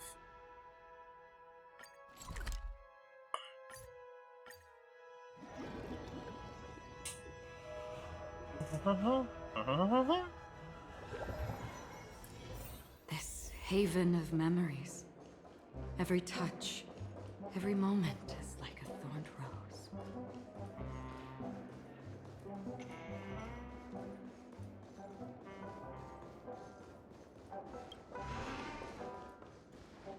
Wake up!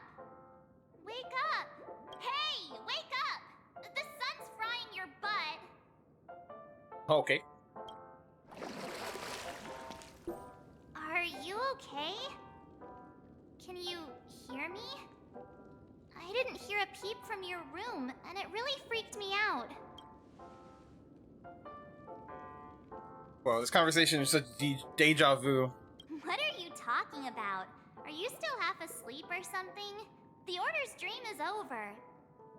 Even though it's been a day, I still break into a sweat when I think about it. Our trailblazing expedition almost ended in Penacony. I'm so jealous that you got a good night's sleep. I was traumatized and too scared to even close my eyes. I thought if I fell asleep, I'd never wake up again. What happened to the Stellaron? The Stellaron was sealed while you were sleeping. The ordinary people in Penacony have no idea what happened. They just feel like something's missing from their memories. The family's official statement was like, "The Charmony Festival was attacked by an unidentified Stellaron and came to a halt."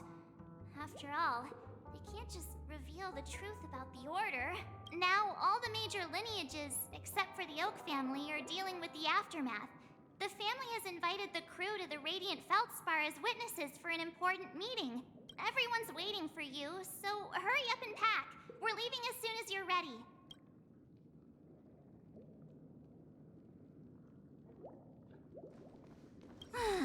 After all this craziness, nothing is better than staying safe in reality.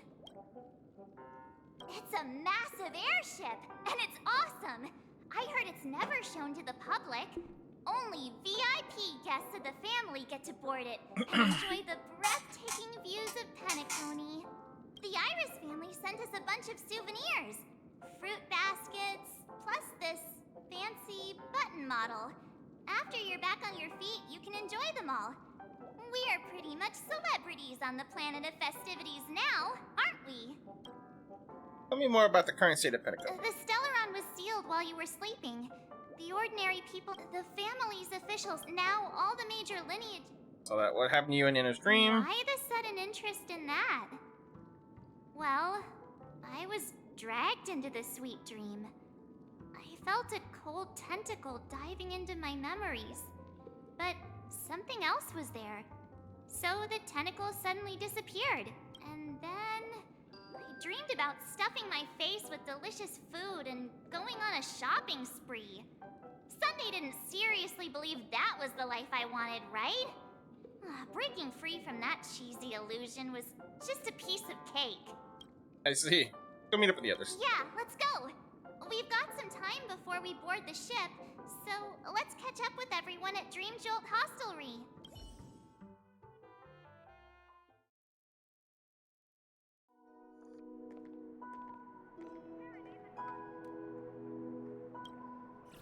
How extravagant. Just like Epsilon. How was it? Did it live up to your dreamscape expectations? You already asked that when we first got here. Yeah, and you said no back then. But after all this madness, I'd say you've grown fond of it. Just a heads up, you're still on the Bloodhound family's wanted list, so keep a low profile. And this time, it's Firefly in the picture, not Sam. That's gotta be a whole new experience for you, right? Indeed. In Kafka's words, that's also a missing part of my life. Still, it'd be quite inconvenient if I can't move freely. Could you help me out, Silverwolf? I knew you'd say that. Don't worry. I've hacked all the systems and left no trace. Don't do anything that may draw attention, and don't talk with guards. They might recognize you. Keep these 2 points in mind, and you can go wherever you want, unbothered. Thank you. No problem, Miss Samuel. I love this fake name. Now that we're done here in Penacony, what will you do in your free time? I hear the Genius Society is here. How about we go stir up some excitement? Well, you know my script isn't over yet. I didn't bring you back to hear an answer like that. Don't worry. The script says that I'll experience 3 deaths, but also receive an unforgettable reward on the planet of festivities. How will I know if I don't try? All possibilities exist until the outcome actually happens, right? You may not realize it, but you have a bad habit. Whenever you seem to be asking a question, you've already made up your mind, and no words will dissuade you. Anyway, Kafka asked me to pass on this message. If you see anything fabulous in Penacony, get one for me too. Just swipe my card, you know the pin. She didn't specify anything, but I guess she means a dress, coat, sunglasses, or something else. You know better about fashion than I do. Sure, I'll keep an eye out. There's tons of options at OT Mall. Do you think she'll like trinkets, like hair accessories or brooches? Those sound more like something for young girls. Maybe you should keep them for yourself. Oh, by the way, Blade didn't explicitly say it, but I think he was trying to say something like, temptation will show up again in Penacony. He's always so subtle with his words. Got it. He was just worried about me. Relax, Silverwolf. You know me. I won't do anything crazy. I just want to wander around and see more of the world for myself. I want to buy some oatcake rolls. I've had a cake roll every day since I arrived in Penacony, from the first day to the last. But today, I'll buy 2 and give you 1. And if you don't like them, I'll enjoy double the pleasure. Or I can bring one to Kafka, as she never refuses. Or maybe I'll give it to Blade. He'll appreciate it. That's not written in the script, right? But as you see, I have added new footnotes to my destiny. Go Firefly. Welcome, Director Topaz. The family ambassadors are still inside making preparations, but the big boss hasn't arrived yet. It'll be a while before the conference starts, I'm afraid. Huh. Quite a spectacle. The family really knows how to make things look impressive. I thought they would choose a more formal and low-key location for the conference. I didn't expect them to go with a luxury airship. About this, Director. I've asked around. This airship, named the Radiant Feldspar, belongs to the Alfalfa family. This conference between the IPC and the family will have a direct impact on Penacony's future. Such an important event should have been held at well, somewhere secretive in the moment of morning dew. The atmosphere here, it doesn't feel serious enough. If I'm right, this conference is probably just a prelude. Whoever organized it wants to assess the IPC stance beforehand. This influential figure either has their own ambitions and wants to reach a preliminary agreement, or they plan to put pressure on us to make us back off. Oh, your mind is always so sharp, Director Topaz. And when the big boss arrives, please remind her to be cautious and watch out for any traps. Thank you for the reminder, but I don't think that will be necessary. When she's at the table, it's the others who need to be cautious. Just tell everyone on our team to stay focused on their tasks and not worry about the negotiations. Oh, got it. I'll do it right away. Oh, and one more thing. Don't call Miss Jade Big Boss in front of her, or there will be serious consequences. I mean, really serious. Got it. Thank you for the reminder, Director. Alright, we're playing as Topaz for now. So this is Topaz, you just done.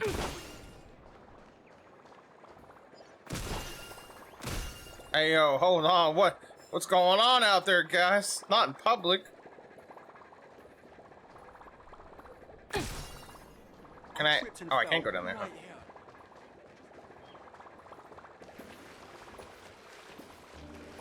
Oh, can I not?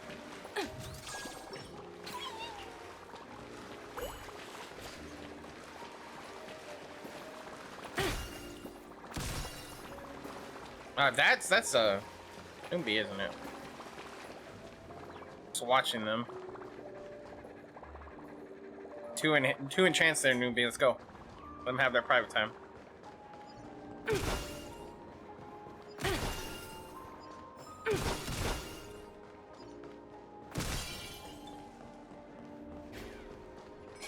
Chest.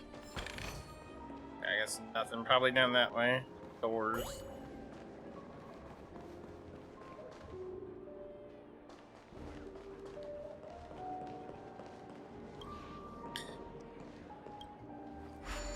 The VIP room!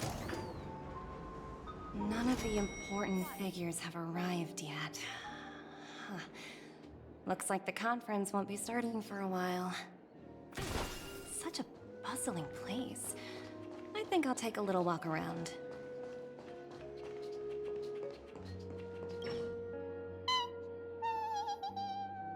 Oh, are you hungry, Numby? Food in the dream. Shouldn't taste bad, right? Toss an oat cake roll. Numby, catch!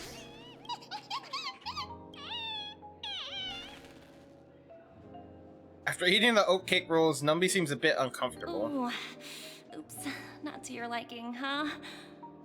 Sorry. My I'll bad. treat you to a nice meal once we get back to reality.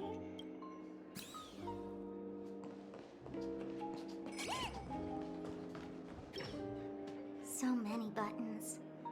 How many centuries would it take to press them all? Huh. Didn't expect those pooches to actually recycle them all. Huh? What are these?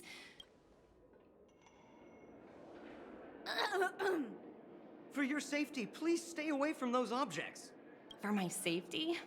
Are these buttons something dangerous? Not exactly. Lately, there's been a prankster in the Sweet Dream who's been handing out strange button devices to anyone he meets.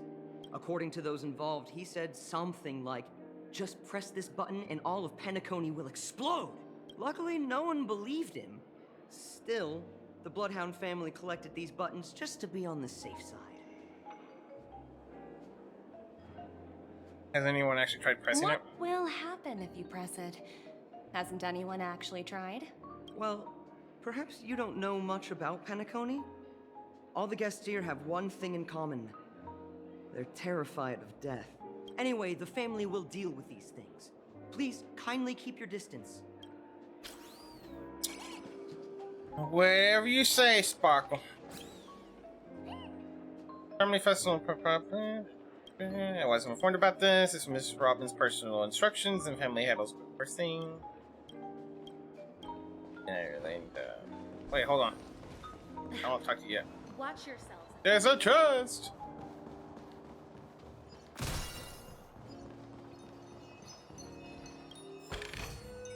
Good job, Numby. Anything else we need to find? There's another chest? Look at Numby go.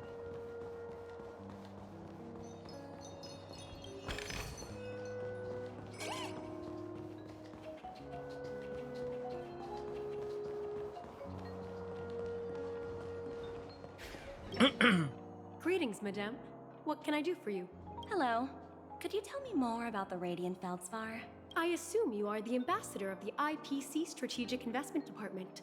It's my honor to assist you. The Radiant Feldspar is owned by Mr. Odie Alfalfa, head of the Alfalfa family. Mr. Alfalfa invested a significant amount in building this luxurious airship an Ember era ago, and it has been sailing across the 12 hours of the dreamscape ever since. Oh, so it's owned by old Odie himself. No wonder the ship is so lavishly decorated. Indeed. Mr. Alfalfa has impeccable taste. Only the most prestigious guests are invited by the Alfalfa family to board this airship. Please allow me to continue my introduction. The Radiant Feldspar had been cruising over the Sea of Dreams in Penacony for an entire Ember era. But its voyage was temporarily halted due to the recent reverberation. Reverberation? Such a formal way of putting it. You're really downplaying the whole thing. I apologize. Please continue. Following the previous reverberation in the Sweet Dream, the Radiant Feldspar had to suspend its voyage temporarily. Thankfully, the factors that disrupted the dreamscape have been resolved. However, due to, well, certain special reasons, the Charmony Festival, originally scheduled at the Penacony Grand Theater, had to be temporarily postponed. So, Mr. Alfalfa suggested relocating the Charmony Festival to the Radiant Feldspar, taking this opportunity to announce the resumption of the airship's voyage. Ah, well, that would meet the family's needs and also create momentum for Mr. Alfalfa himself. Quite fitting for a legendary tycoon like him. Thank you for explaining matters to me. Goodbye.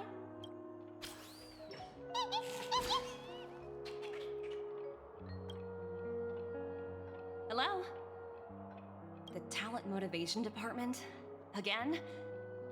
Internal review? Will it ever end? I'm working on a major project. I don't have time to squabble with you guys. The way I handled the Urillo case was approved by senior management, and all of the project logs and calls are complete. Can't you check on them yourselves? I just don't understand. Why are you so fixated on this minor case and constantly escalating it? Seriously, what's your purpose? Sounds exhausting. Why not just hang up? In my opinion, you handled that project quite well. A little ball of ice in exchange for the Astral Express's good favor. That's not a bad deal for the department. It's been a while, little Yelena. I've been looking forward to working with you. Never imagined this day would come so soon. Is there trouble? You can tell me anything. Just like old times. Ah, it's been a while, Madam Jade. I'm honored to have the opportunity to work with you. You're still so formal, aren't you? Forget about the hierarchy and treat me as your equal. No need for unnecessary titles like Madam. I'm sorry, but it might take some time to get used to that. After all, you are a senior. Well, now that we're both members of the 10 Stone Hearts, I need you to be at your best. Especially since the upcoming negotiations leave no room for error. As sharp as you are, I'm sure you've figured out the true purpose of this conference, right? I believe old Odie has taken it upon himself to test our limits before the official negotiations between the IPC and Penacony. That's true, and it works in our favor. Do you know why? If we can reach some sort of agreement with old Odie beforehand, and gauge our opponent's boundaries, Our future negotiations will go much more smoothly. That's the obvious benefit. Exactly. And the hidden benefit is that as the head of the Alfalfa family, his actions suggest that the 5 lineages might not be as united as the Odes of Harmony would suggest. As long as the influence of Harmony hasn't completely permeated their core, personal desires will always have their way. Thankfully, influential figures in Penacony haven't entirely suppressed their own desires. It's similar to the power struggles within the IPC. The supposed all-for-one philosophy shared by the 5 lineages. It's just a slogan now that the Dream Master has gone. After the downfall of the Yoke family, Old OT's faction became the dominant force in Penacony. Even if we consider only the succession order, he's the longest serving and most senior among all the family heads. Yes, that's exactly why we need to handle the conference following an agreed-upon strategy. It's like playing a game of chess, where every move needs to be carefully thought out. Absolutely. The 3 steps of negotiation. Listen, test, and strike. That's what you taught me. Pretty clear. Although, you seem to have changed the order in the Yarilo case. That was based on my personal experience. I apologize for interrupting your conversation, but the family head is ready to meet the ambassadors from the Strategic Investment Department. Time to get to work. Let's prepare ourselves and meet that esteemed supporting actor. Remember, our goal is to create an opportunity for the IPC to enter Penacony. Aventurine has already made a small opening, and you and I, we're going to tear it wide open. Trust!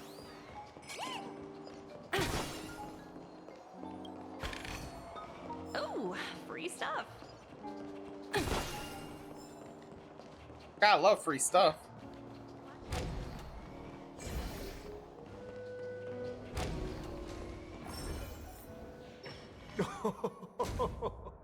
Welcome aboard my ship, the Radiant Feldspar. Smart and charming ladies. Please, have a seat. Let's have a pleasant conversation.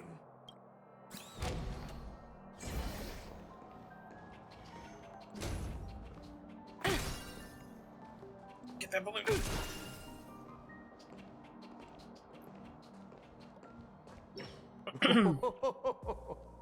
Welcome aboard, my dear ladies. Forgive me for any lack of attentiveness that might have led to a lengthy wait outside. No problem at all, Mr. Alfalfa. It's my honor to meet you in person. You may not be aware, but the book Odi Alfalfa, the biography, is a must-read for all Strategic Investment Department employees. After all, to many, you are the legendary figure who single-handedly built the Penacony economy. I expected no less from the 10 Stonehearts from the Strategic Investment Department. You're definitely skilled in the art of conversation. I always enjoy talking to smart people because we don't have to beat around the bush. We can just get straight to the point instead. Since I invited you IPC ambassadors on board, I'm sure you've figured out the topic I'd like to discuss, yes? The future of Penacony, if I'm not mistaken. Precisely. Those few words represent a terribly complicated situation indeed. Let's take that golden-haired guy who's not showing up, for example. He put in great effort and almost got himself killed. But what was it all for? Wasn't it eventually to create an opportunity for you IPC to regain control of the precious Astana? The wisdom and experience you've accumulated over 10 Amber Eras are truly impressive. Let's assume your assumptions are correct, Mr. Alfalfa. How would you respond to the IPC's actions? I appreciate your composure, Miss Jade. You must have witnessed much in your worldly experiences. However, perhaps you don't know much about Penacony. Old Oti won't sit idly by when faced with a greedy wolf.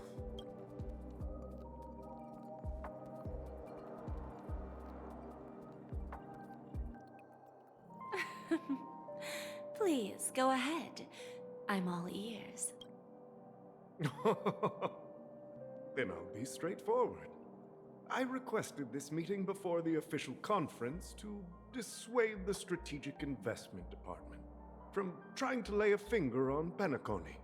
If you back off now, you can make a smooth exit and prevent the IPC from losing face during more important negotiations.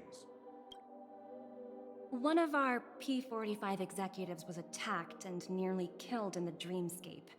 The IPC can't simply ignore this incident. Moreover, considering the turbulence during the Charmony Festival, Penacony's credibility has taken a hit in the public's eyes. Despite your determined attitude, the issues plaguing Penacony are real, are they not? You use the term real, Miss Topaz, but let's not forget that this is the realm of dreams. If you want to succeed here, you need ambition and unconventional thinking. Curious about how I plan to respond to the IPC? Well, I don't mind sharing. My actions will help Penacony take a significant step forward by self-listing and going public. Going public? If I'm not mistaken, you want to bypass the IPC and go public on a universal scale. Precisely. Instead of watching the IPC gnaw away at Penacony, I'd prefer to open the doors of the sweet dream to the entire universe. Starting today, anyone in the cosmos can become a shareholder of the land of the dreams. This is the path of harmony I'll choose.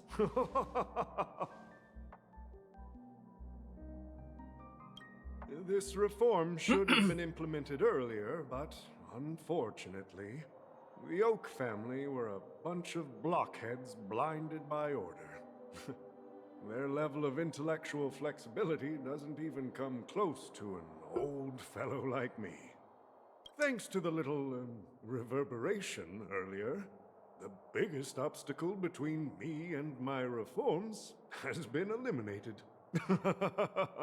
The Alfalfa family will publicize the financial results of Sweet Dream Paradise, so that the entire universe can see that despite the catastrophe, Penacony still holds immense potential and opportunities, and that the family remains confident in its future. Crisis and opportunity are two sides of the same coin. So, you've been waiting for the right moment for Penacony to regain the spotlight. And if Penacony should seize this opportunity to overcome adversity, even if the IPC tries to intervene, every move we make will be scrutinized by trillions of people. Now I'm convinced that you've indeed familiarized yourself with my biography, Miss Jade. So, about your next move. Please, consider it carefully.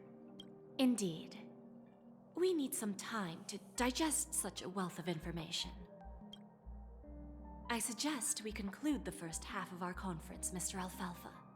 Please allow Topaz and me to confer privately for a few moments, and to respond on behalf of the IPC later. Of course. Take your time, dear ladies.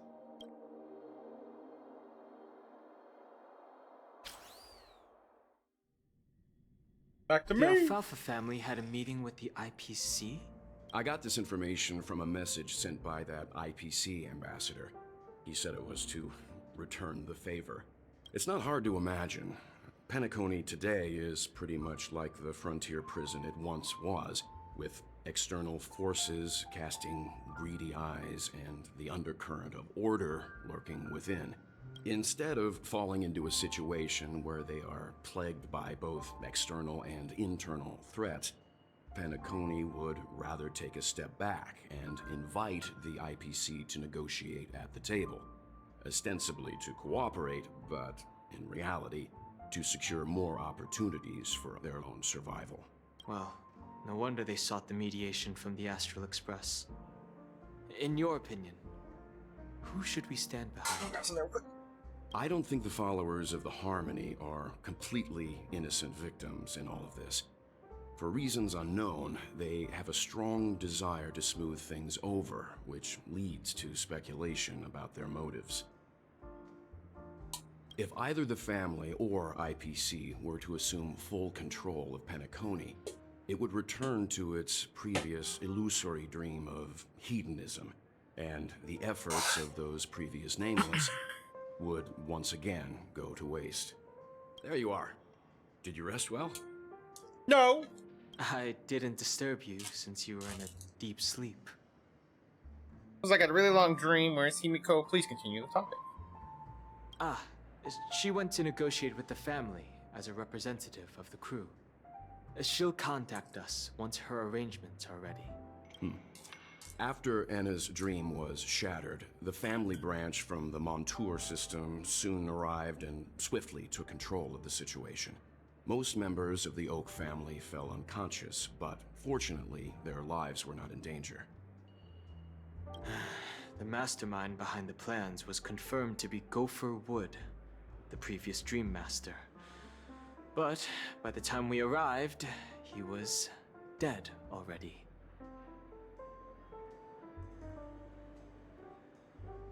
He'll face a trial. As for further details, the family would rather not disclose them. Ultimately, the public perceived the incident as an attack by evil forces targeting the Charmony Festival. They believe the family failed to safeguard the sweet dream, significantly eroding their credibility in the process. While quite different from the truth, this appears to be the outcome with the least impact. After all, you don't know who's awake and who's pretending to be asleep. Well, they'll open their eyes in the face of danger. Once the danger subsides, they'll embrace the sweet dream again. Here's a toast, with 3 glasses of glory of the Trailblaze to all of you. Her voice threw me off so bad for a second. What are you talking about? This is my lounge. It's good to see you all again. Although we might be saying goodbye again after this reunion. When will the Astral Express leave Penacony? We'll stay a bit longer, but not too long. So, this is our final meeting then? If this is a farewell, then it seems to be missing something. Music? Atmosphere? Ah, maybe a special drink to honor those who are not here. Let's see. The mixed drink should be solemn, dignified, and unique. As we'll use it to pay respect to those fallen heroes. To the nameless, resting in peace. And to Gallagher.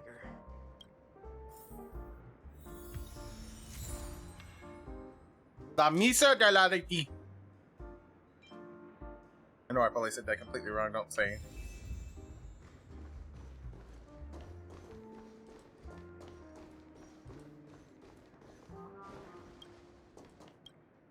Ready to mix your drink? I'm not sure. I haven't seen him since our last meeting at the lounge. Come to think of it, he always did come and go quietly. We used to discuss everything here. But every time he'd leave, I'd realize that I didn't know him at all. Such is the mystery that is Gallagher. I have a hunch. Perhaps he's already fulfilled his wishes and won't be coming back. Before we start, would you like to talk to your friends? We have plenty of time. Sure, why not? Well, this trailblazing expedition has been thrilling and memorable. Hopefully we've all gained insights about ideals, paranoia, clarity, and dreams from the experiences we've had. What will happen to Sunday and Robin? One bird longs for the earth and the other longs for the sky. Even if Robin had to stop her brother with her own hands, she won't give up on him. However, facing punishment from the Harmony is inevitable. He will face a trial. As for further details, the family would rather not disclose them. When did the Order infiltrate Penacony? Since the family took up residence in Penacony, the Order has been hiding in plain sight under the guise of the Oak family, using the Stellaron's power to strengthen their hold on the Sweet Dream, which eventually resulted in disaster. That's the claim the family makes. Whether they were truly unaware of all this is a delicate matter. Did the IBC make any move? Venturine's efforts finally earned the IPC a seat at the table. As a result, a more senior representative arrived in Penacony and initiated negotiations with the family. As far as the Astral Express is concerned, the IPC will make for an invaluable ally during the negotiations to prevent Penacony returning to its former ways. What happened to you in Industry? Well, it was somewhat surprising. In that dream, I returned to my homeworld and reunited with my long-lost friends. And for some reason, Acheron resurfaced in my mind.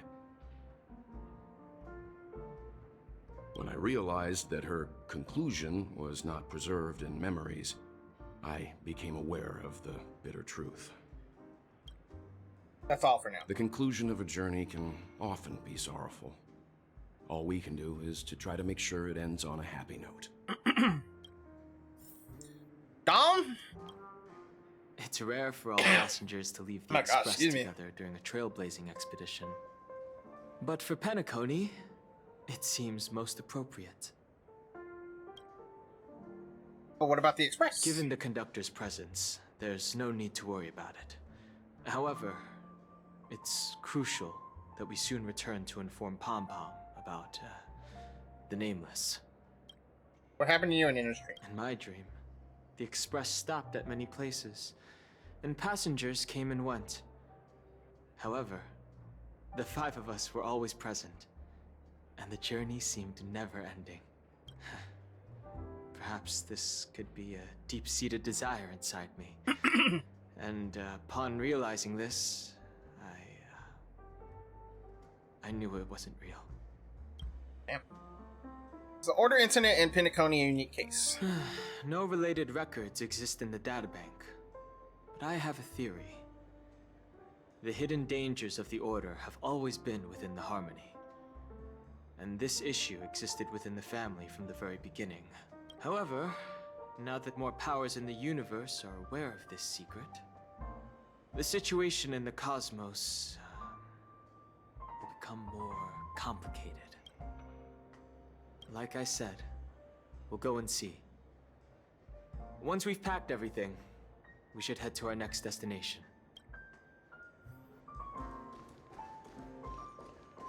The Tin Man.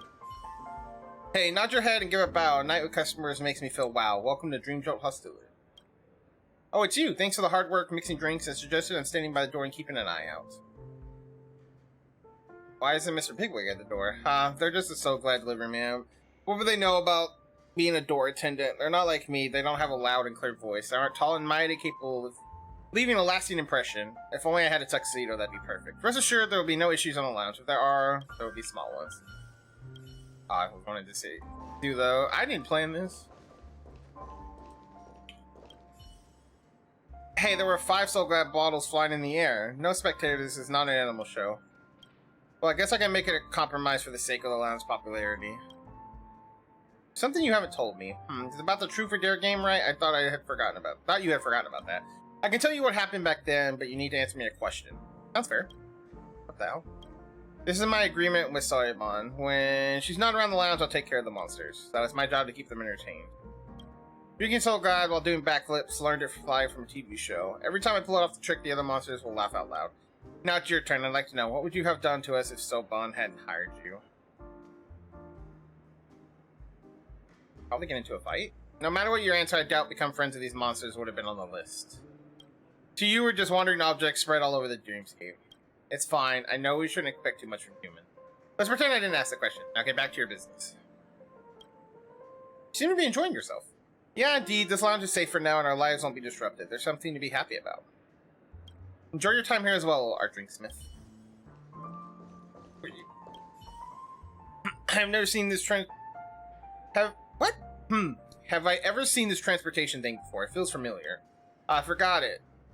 I forget it. I can't speak today. I mean, that's not every other day. Jeez. I forget it. Same purpose, sweet dreams, trope members all look the same. Why bother distinguishing them? Hey, if you'd like to talk, I'm all ears. Maybe be interested in the props I've trained. I want to know what you think about this lounge. You know what? This place is filled with morons. I've heard that some of my fellow props masters treat props like companions, but I didn't know they're living here. I heard these monsters are incredibly obedient, so I came to see how it's done. But what do I find? This is not prop taming at all. Those fools treat these monsters like their bosses and even mix drinks for them. It's downright hilarious. Just being an item deserve a good whipping. I don't care about their moods. They're supposed to be work hard for me. And even if some of them don't feel like working, I have plenty of substitutes.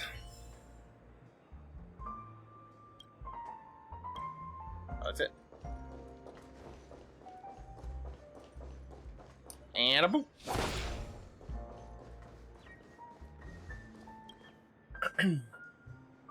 Meow. Meow. It seems to be fond of this place. It seems to be asking for your thoughts on drinks. I want to know what you think about them. Meow. Seems interested in the drinks you've mixed. Seems to not regret getting a drink. I think I was regret not getting a drink. It seems to be thinking if it can pack the drinks and take them away. It jumps off the chair and doesn't seem interested in talking anymore. I see. And there's those two up there. Say or Uma. Early that I said Oh, there's these guys right here too. Journalists. You're a door attendant, Toots. How about how tall you are, staying all high and mighty? Has your brain gone rusty from the being so high in the sky? Are you not standing over here while we talk? I guess we can make conversation. I want to know what you think about this lounge. I like this place. It's not too loud and there aren't many of those tall idiots bragging about their heights. This big group won't bully those two little monsters. They look like they get on well. This is a rare sight. I'll go and ask the Pepsi Club administrator if they want to come here for a team building event. It's not easy to find a place that everyone is happy with. They don't like places with lots of outsiders. Should I let you know when I hear something? Or the drinksmith? Forget it. I'll talk to you. I know you won't pressure me. That's more of an issue on your end, isn't it? Quit your nonsense. I will not try and reason with people taller than me. I am always right. I see. I see. Big Wig and Spade! Wahaha, you won't even let me try pizza they ordered? Just a little, just one bite. Oof, the drinks are on your table. The pizza has nothing to do with me. Birds! What a fun dog treat. I want a drink too, Sweet. We secretly snuck out here. Please don't make us go back, Sweet. You won't get a reward for catching us, Sweet. You attempt to engage conversation with the customer for you, but they seemingly immersed in the leisurely ambience of the lounge, oblivious to your presence. Oh, March is over here. Guess what? Something weird just happened when I was on my way over here. Someone gave me a strange gift. It's a button, I swear to God. So I unwrapped it and found out it was a button with a message on the back. Just press this button and all of Penacony will explode. That sounds terrifying! Of course not! Who would press something like that? By the time I turned around, the person had already vanished. So I handed it over to a nearby hound. I heard there were many similar reports before the Charmony Festival started. I'm really worried about the future of Penacony. Billboard in love? Can't help but cry watching their story. I always let out a cheer for true love. Look, they are such a perfect match. I can't help but admire and envy them. My true love, I met her long ago, but where is she now? What do you think about the lounge? I love this place. It's got a sweet aroma in the air. That mysterious drinksmith, she has a similar charm and a kindness as my beloved, yet she is heroic and bold too. It's a shame that my heart has already been taken. I have no space for another.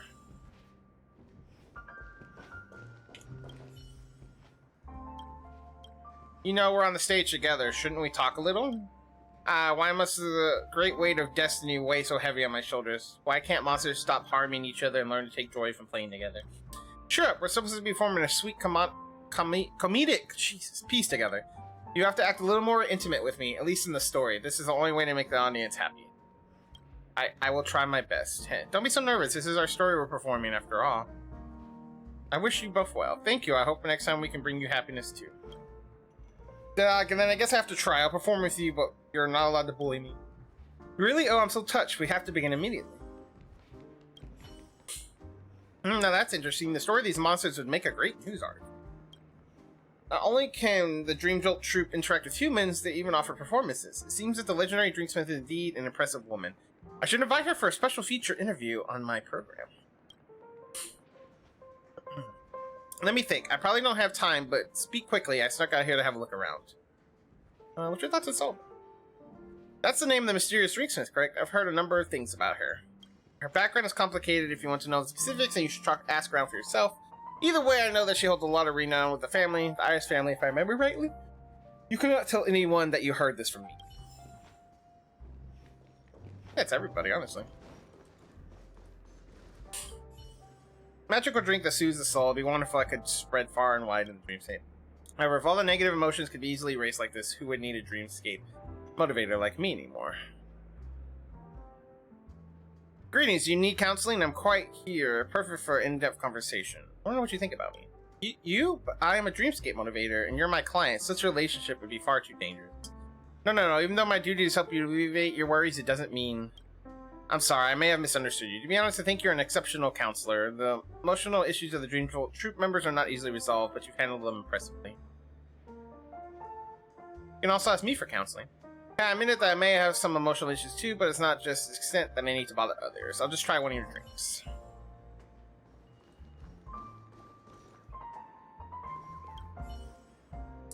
I think you two would be great at stand-up comedy. Why don't you join me at Kiwi's radio station?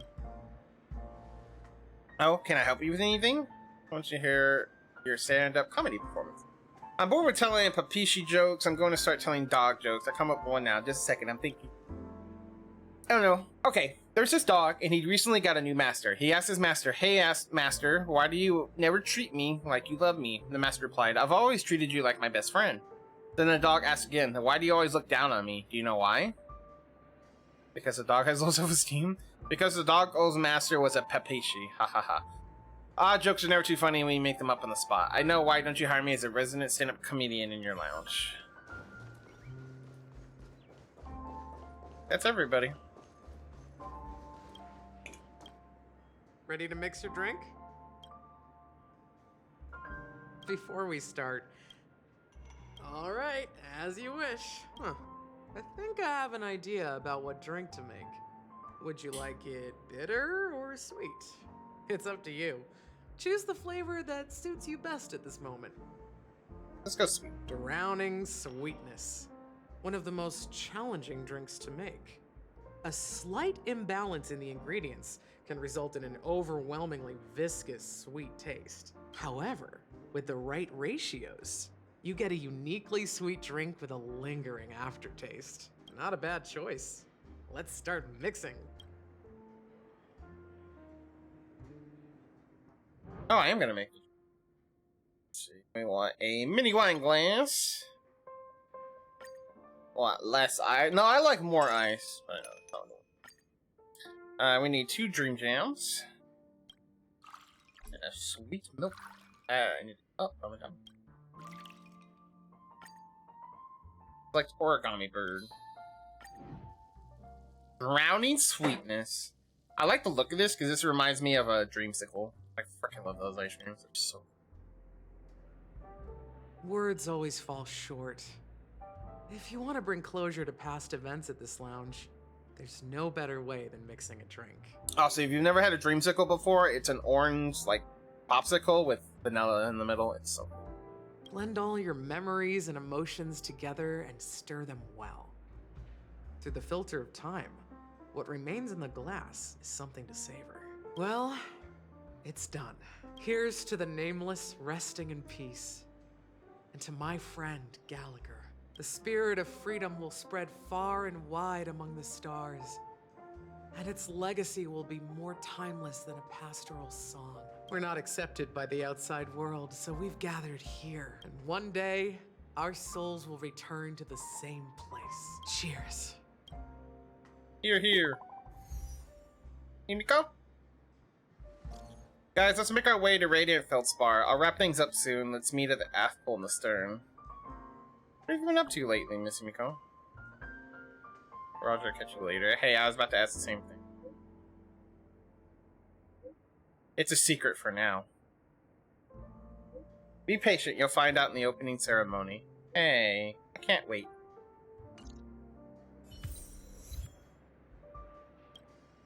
Oh, are you leaving? Well, then take this with you.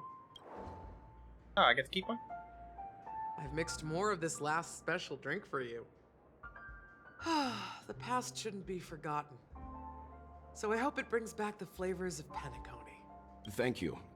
I'm sure it'll leave a lasting impression. If you happen to run into Gallagher, make sure he has a sip too. I know his tastes, and he'll be thrilled. But what if we never cross paths with him? Then, I guess you won't be seeing him. Alright, enough with the heavy stuff. You guys have important things to take care of. So let's not dwell on things.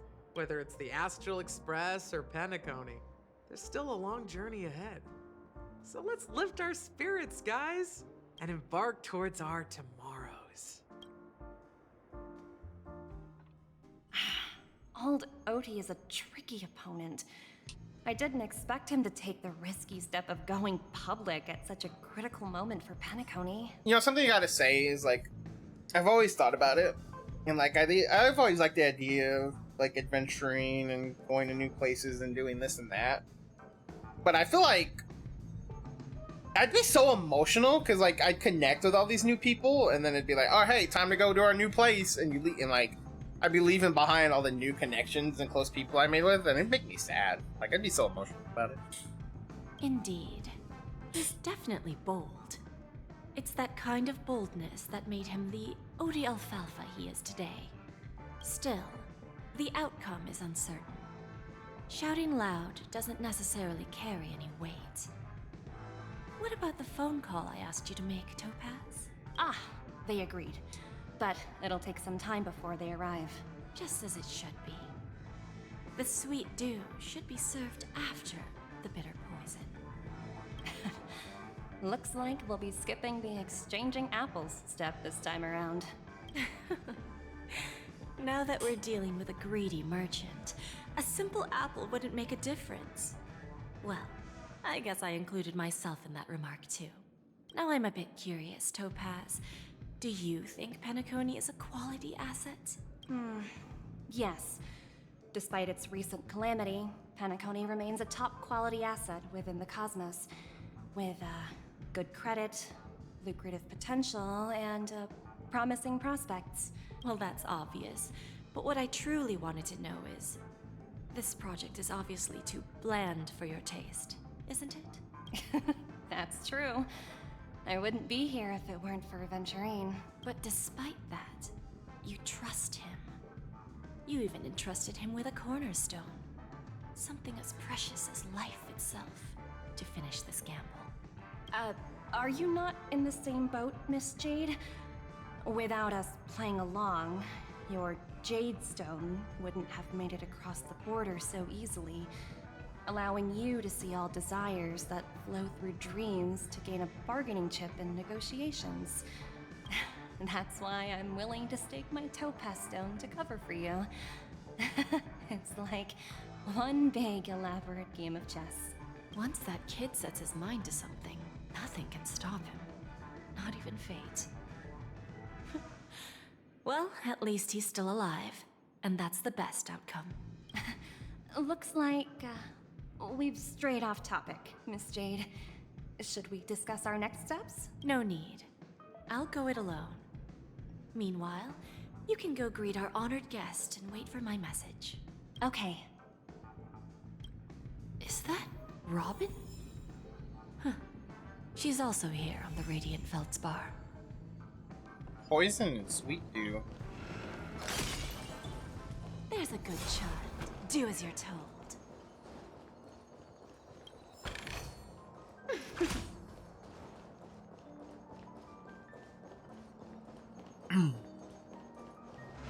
this nerd, I'm gonna fight you. How you doing today, Bruto?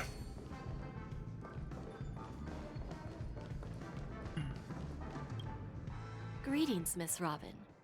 I didn't expect to meet you here. Miss Jade? Greetings. The opening ceremony for the Charmony Festival has been moved to the Radiant Feldspar, so I'm here making some preparations. How about you? Have you spoken with Mr. Alfalfa? I'm actually on my way to meet him right now. Do you know him well, Miss Robin? Tired. You're always tired. Unfortunately, I've never met him.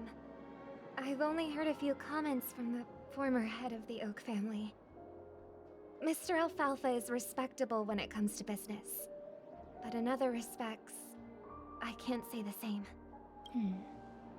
Where do you think the future of the planet of festivities is headed? I believe the sweet dream will see its rebirth. Just like the Radiant Feldspar resumed its voyage, the Harmony needs a new direction.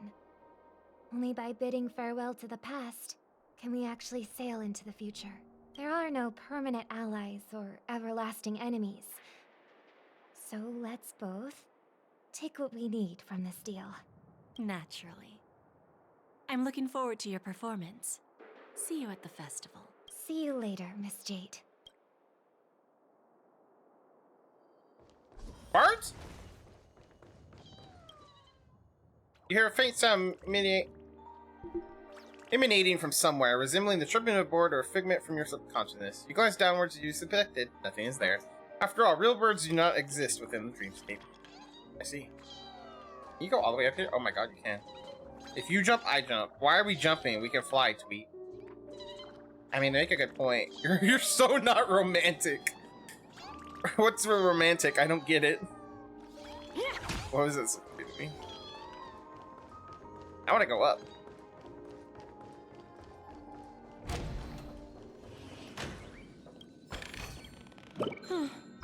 Not exactly eye-catching. Captain's orders, hard to port, full speed ahead, go, go, go. All hands on deck, Tweet.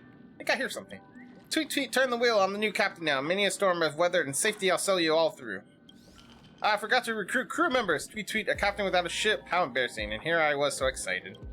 Oh no, I can feel my cheeks burning. I'm going to bury my head underneath my wings for a while. Just pretend that never happened, and don't tell the other birds. Ooh, excuse me. I hate how much I yawn sometimes.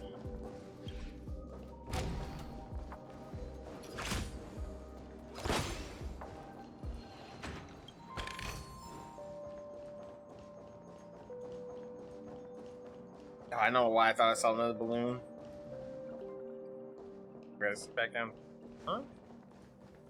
Guess go ahead. Thank you for your patience, Mr. Alfalfa. Let's continue our discussion.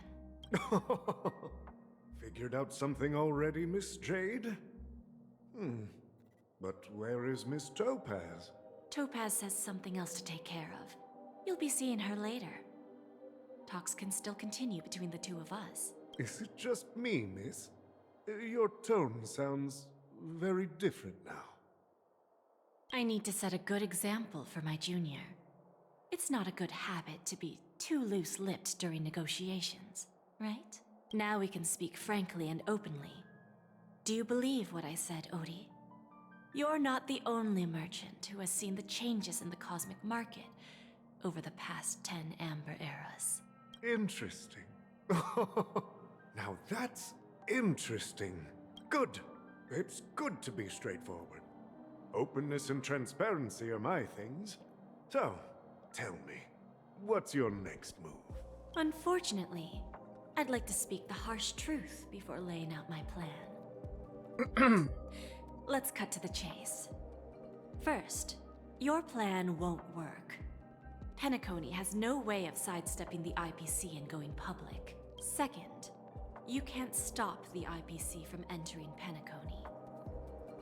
We've got all the time and connections in the world to find a way in. We'll keep tearing down and rebuilding this place until the Asdana system gets used to the IPC's ways again. Now, I'm repeating your words exactly. If you don't want to be a laughingstock and have everyone gunning for you at the official conference, You'd better drop your little pie-in-the-sky plan. Oh, interesting. Indeed. You surely have a way with words. Now, I'm curious to know what you have up your sleeve. Mr. Alfalfa, let's not forget that the IPC controls the biggest interstellar publicity platform. More than half the news networks in the universe take their orders from us. The moment news spreads about Penacony going public, trillions of customers will immediately receive a message like this. The family's protection for Penacony has expired. Any mishaps in the dreamscape could result in permanent brain death. Care to guess how many ways we have to turn alfalfa credits into worthless junk within a measly 24 system hours? With the entire cosmos keeping a close eye on Penacony, I assure you, it won't be too hard. You really think you can pull that off? Even from Pier Point, as distant as it may be, I'm more than capable of keeping you on a tight leash. However, if you agree to give up that half-baked plan to go public, the IPC will assure you that we'll never jeopardize the interests of the family heads under your leadership.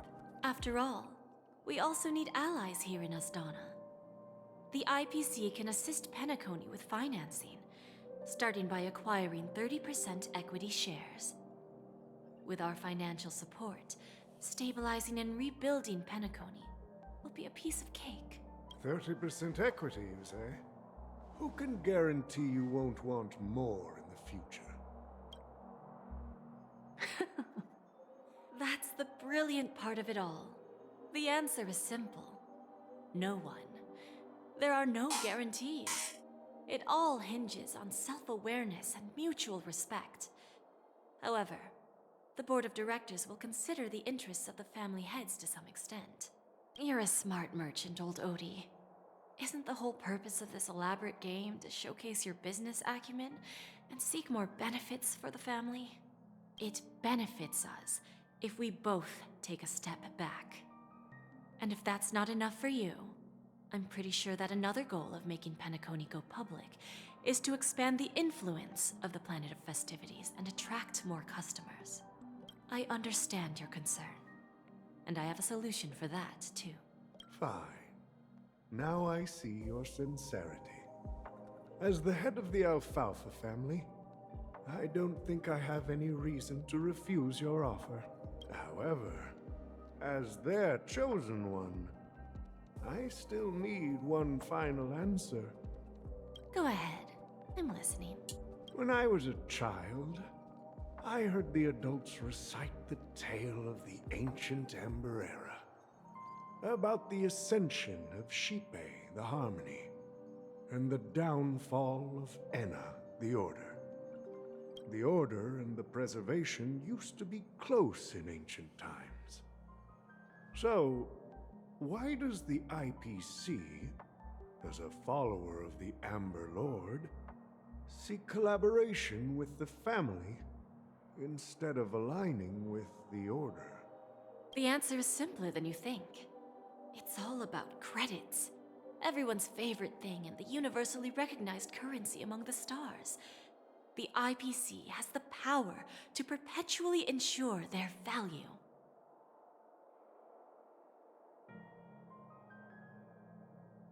With each new world integrated into the credit system, the IPC adds another building block to its cause. Eventually, all exchanges, capital, and businesses will operate within a unified monetary system. By then, all planetary developments will be recorded in accounts with well-defined values and the ability for exchange and circulation. And the heart of everything will be Klepoth's credit.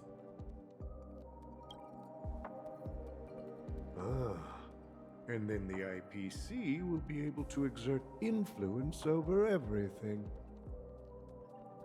Our intention is to establish enduring preservation, so I'm sure you can understand. This universe doesn't need two types of order.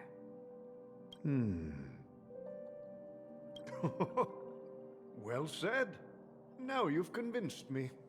All right. Tell me your solution. Let's see if we're thinking the same thing. Then let's continue our conversation. Please, Topaz, invite Sweet Dew to join us at the table.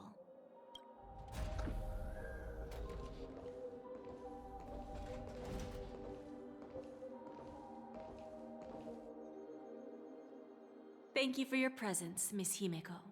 Please allow me to introduce her to you, Mr. Alfalfa. This is Miss Himeko from the Astral Express, one of the future shareholders of Penacony. I've heard so much about you, Mr. Alfalfa. It's an honor to meet you as representative of the Astral Express.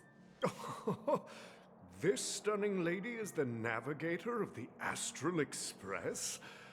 It's a pleasure to meet you. I believe everyone here is familiar with the general contents of the proposal. After this round of financing, the IPC is expected to hold 30% of Penacony's shares. Then, the IPC will transfer 5% of that stake to the Astral Express and recommend Miss Himeko as an independent director to honor the sacrifices and contributions made by the former Nameless to the land of the dreams. While this decision isn't finalized yet, we are honored that everyone here recognizes the way of the Trailblaze. While the Nameless didn't embark on their journeys for fame or fortune, if this is the wish of both the family and the IPC, I will represent the Astral Express and fulfill my duty as a member of the board of directors. The entire crew has agreed to assist in the reconstruction of Penacony. Beyond that, in our future travels, we are committed to bringing the beautiful dreams of the planet of festivities to more worlds. Of course, all cooperation is based on one premise. The path of harmony in Penacony must not be distorted again, and such a tragedy must never recur.